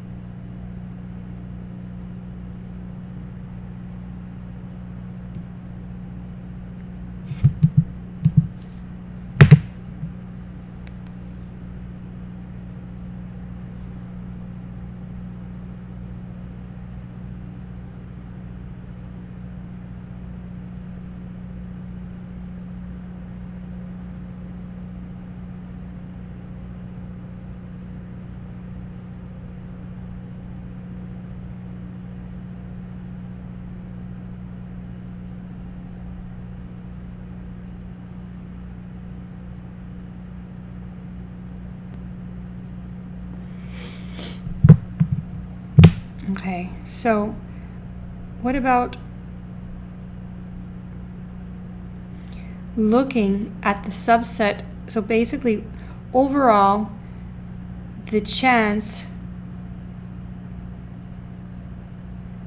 of being in occupation A is 20%, right?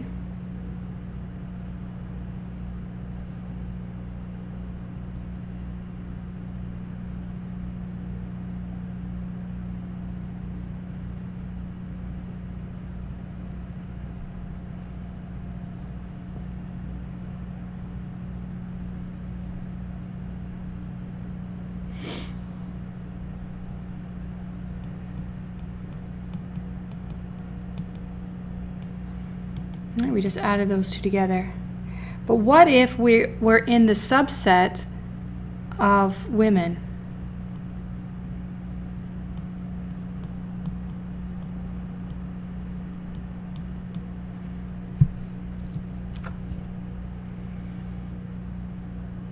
So I'm just here.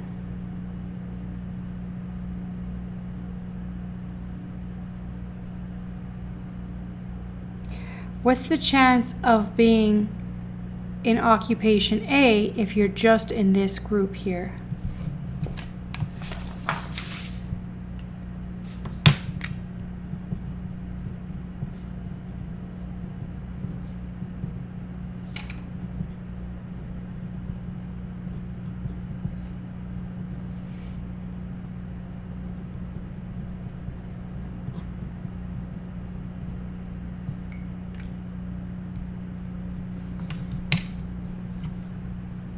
This is equal to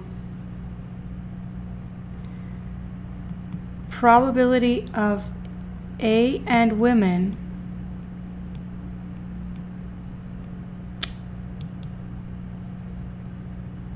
I need more space. I need to put this in a clear space for you.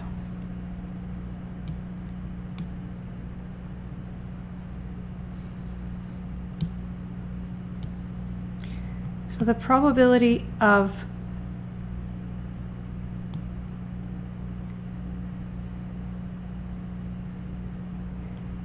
if I know someone's a woman, does it change the probability of A? So I need to find that. This is actually equal to the probability of A and woman divided by the subset, women. So what I'm doing is I'm rescaling it in the subset of women. So what's the chance of both of them at the same time? It's 0.08. And what's the chance of being a woman? We said it was 0.4. So what is this equal to? This is equal to 0.2. So it looks like whether we condition on women or not, we get the same probability. So by definition of independence, it doesn't matter if I'm looking at the entire population or if I'm just looking in the women's group. It doesn't change the chance that a person is in occupation A. And as I explained, that would only be likely if the profession didn't, was independent of gender. That's what it's picking up.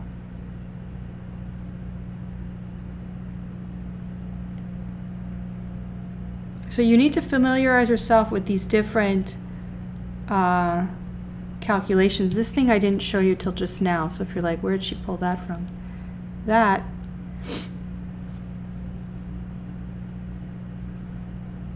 I did show you that before. I've just written it a different way. So before I showed you it like this, I said to you, the probability of A and B means the probability,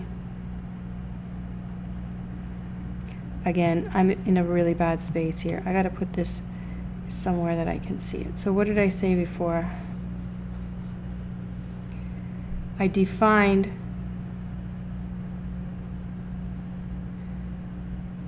what A and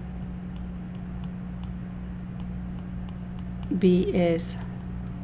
It's the probability of A happening times the probability of B given A happened. But it's also the probability of B times the probability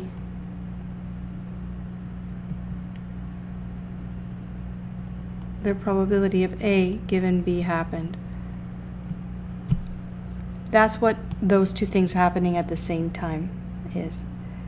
So all I've done is I've rewritten that for this variable, and I've written it like this. So I could also rewrite that as the conditional probability of A given B is equal to probability of A and B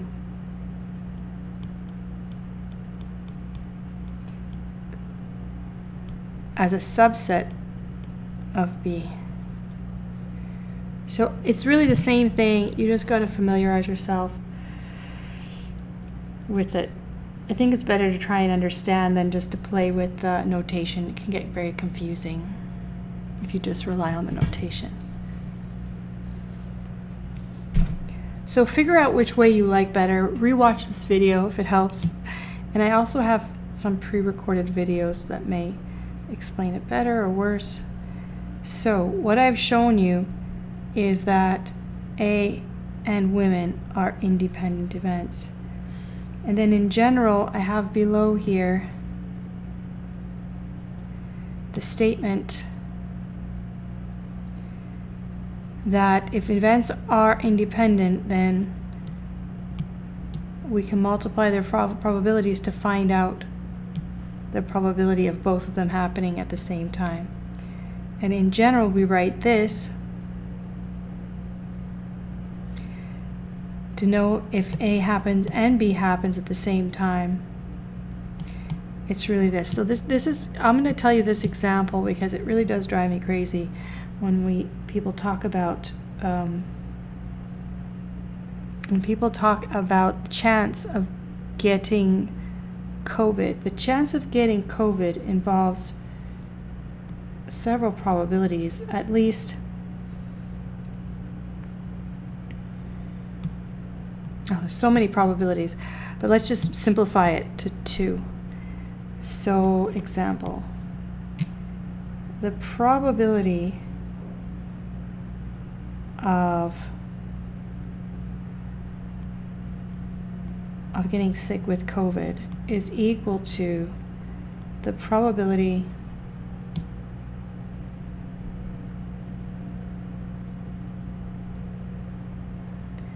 first of catching, I'm just going to say virus, a virus, and just having the virus doesn't give you COVID. You got to get sick, right? And then getting sick. So you got to get both.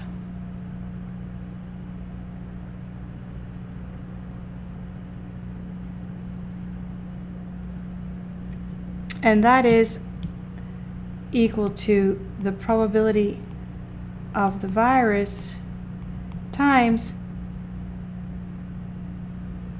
the probability of getting sick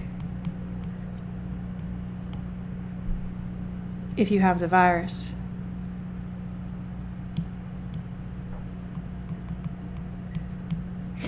Now,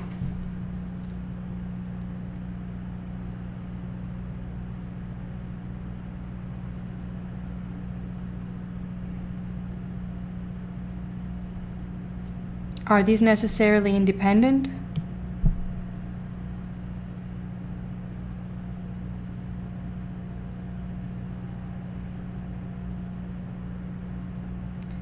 Does the chance of getting sick change once you have the virus?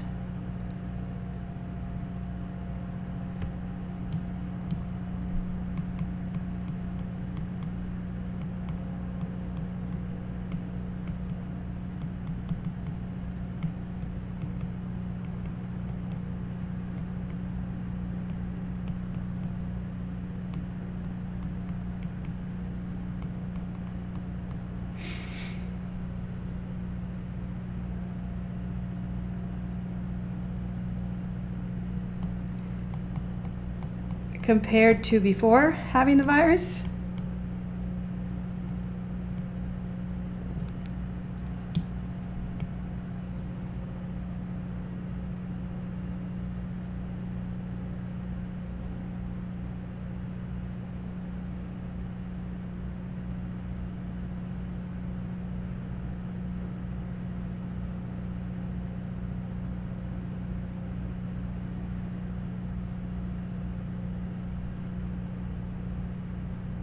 It probably changes, right? You're more likely to get sick.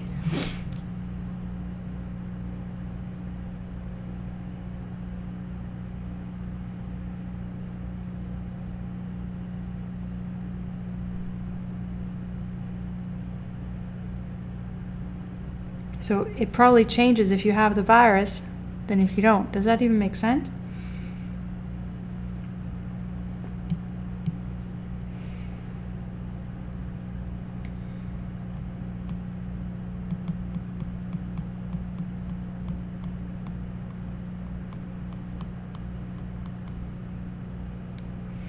If these are independent,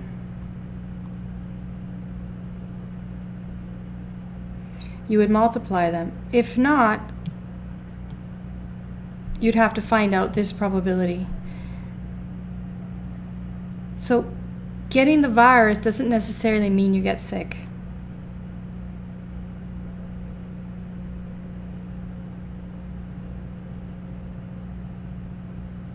You seem to need to catch the virus to get sick.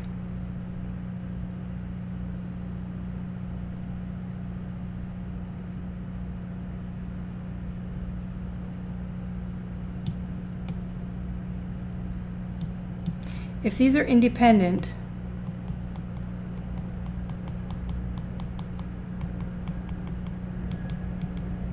and it doesn't change,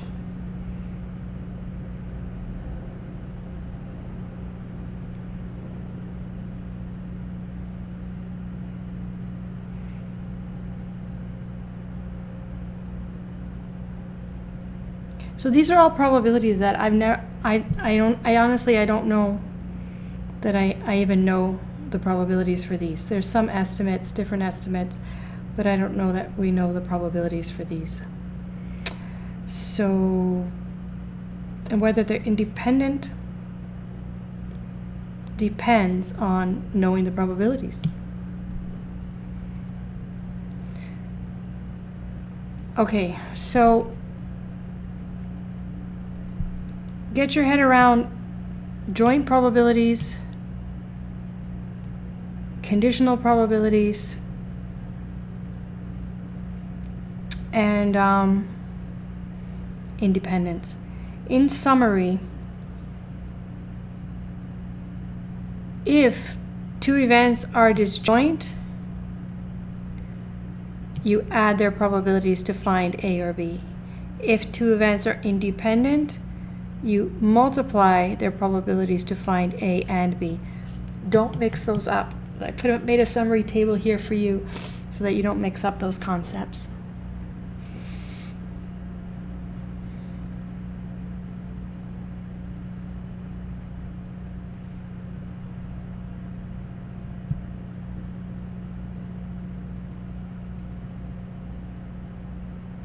We're going to talk more about conditional probabilities after the weekend. So all I wanted to do, I'll leave you with that exercise, and I have it on video if you need to watch it. And I'll tell you, yes, try this.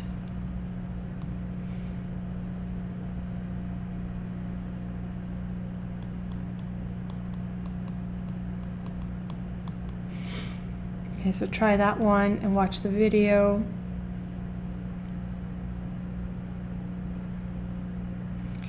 And the last rule, the sixth rule, is regarding general addition for any two events. So you've seen all the rules. The only thing I think that remains outstanding is understanding independence, and that's why I spent some time on it. But independence is not disjoint, it's a different concept, and proving independence is something that you have to practice, and it's not always the case. It's not always a given that events are independent.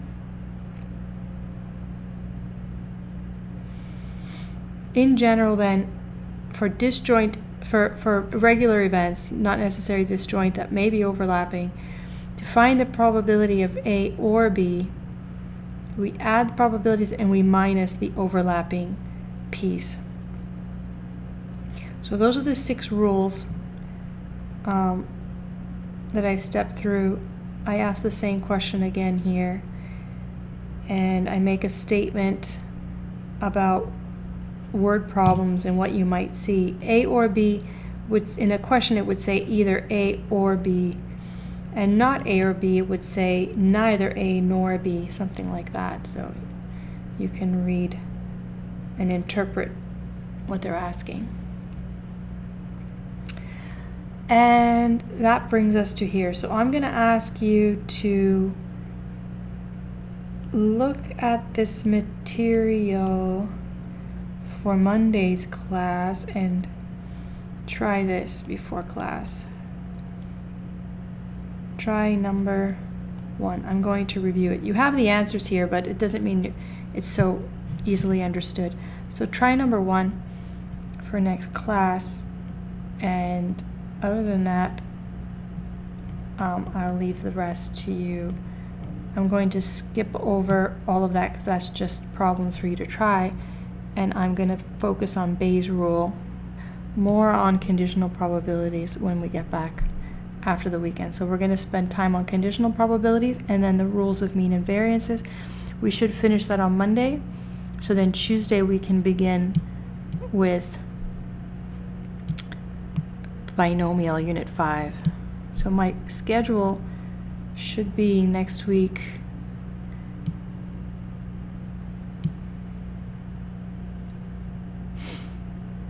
My schedule will be Monday. We're going to finish probability in the first hour.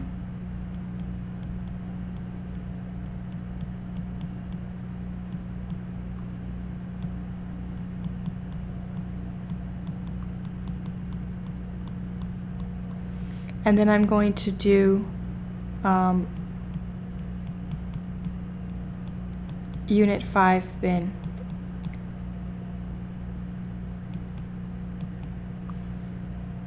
I think I should finish it.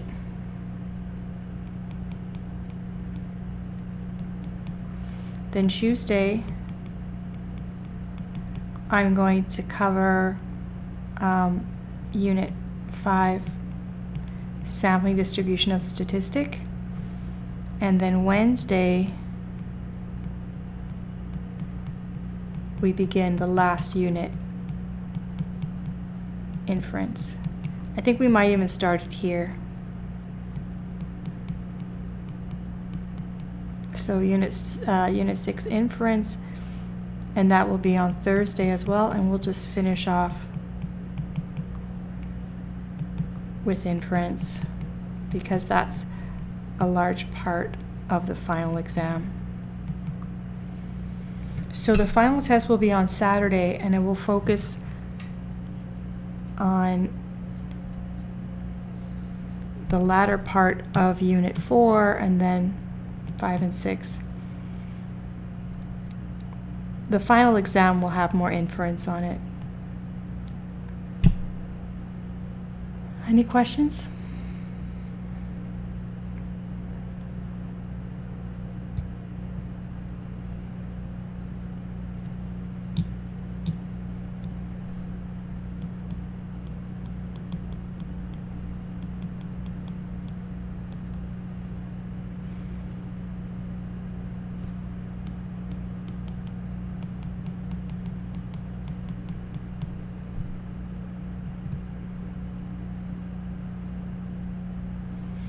And then Monday will be the final.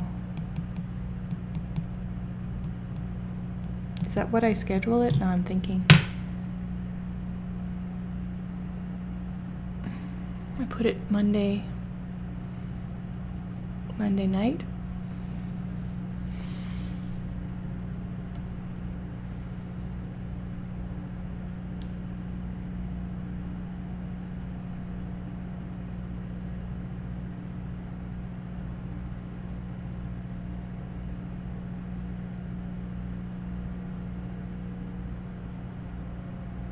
Oh, I gave you 3 p.m. to 9 p.m. Okay, that's what I did. So Monday, 3 p.m. to 9 p.m.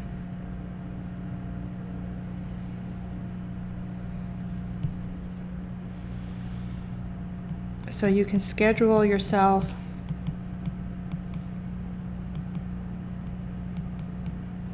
I'll give you 6 hours, but it only needs to take, it'll be a 3-hour exam.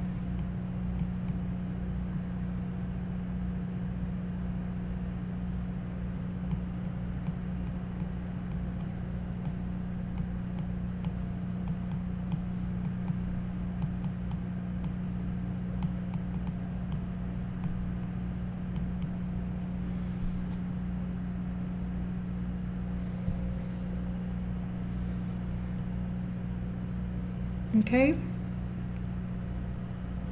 So I know it's intense.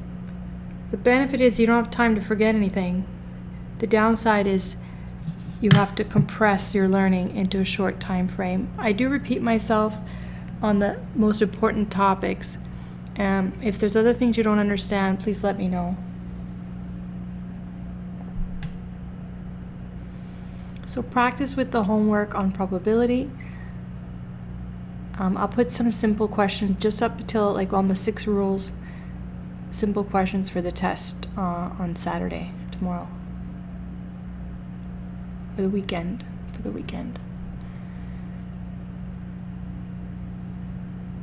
So with that, I'm going to say good night. Good luck with the test tomorrow, unless you have questions for me.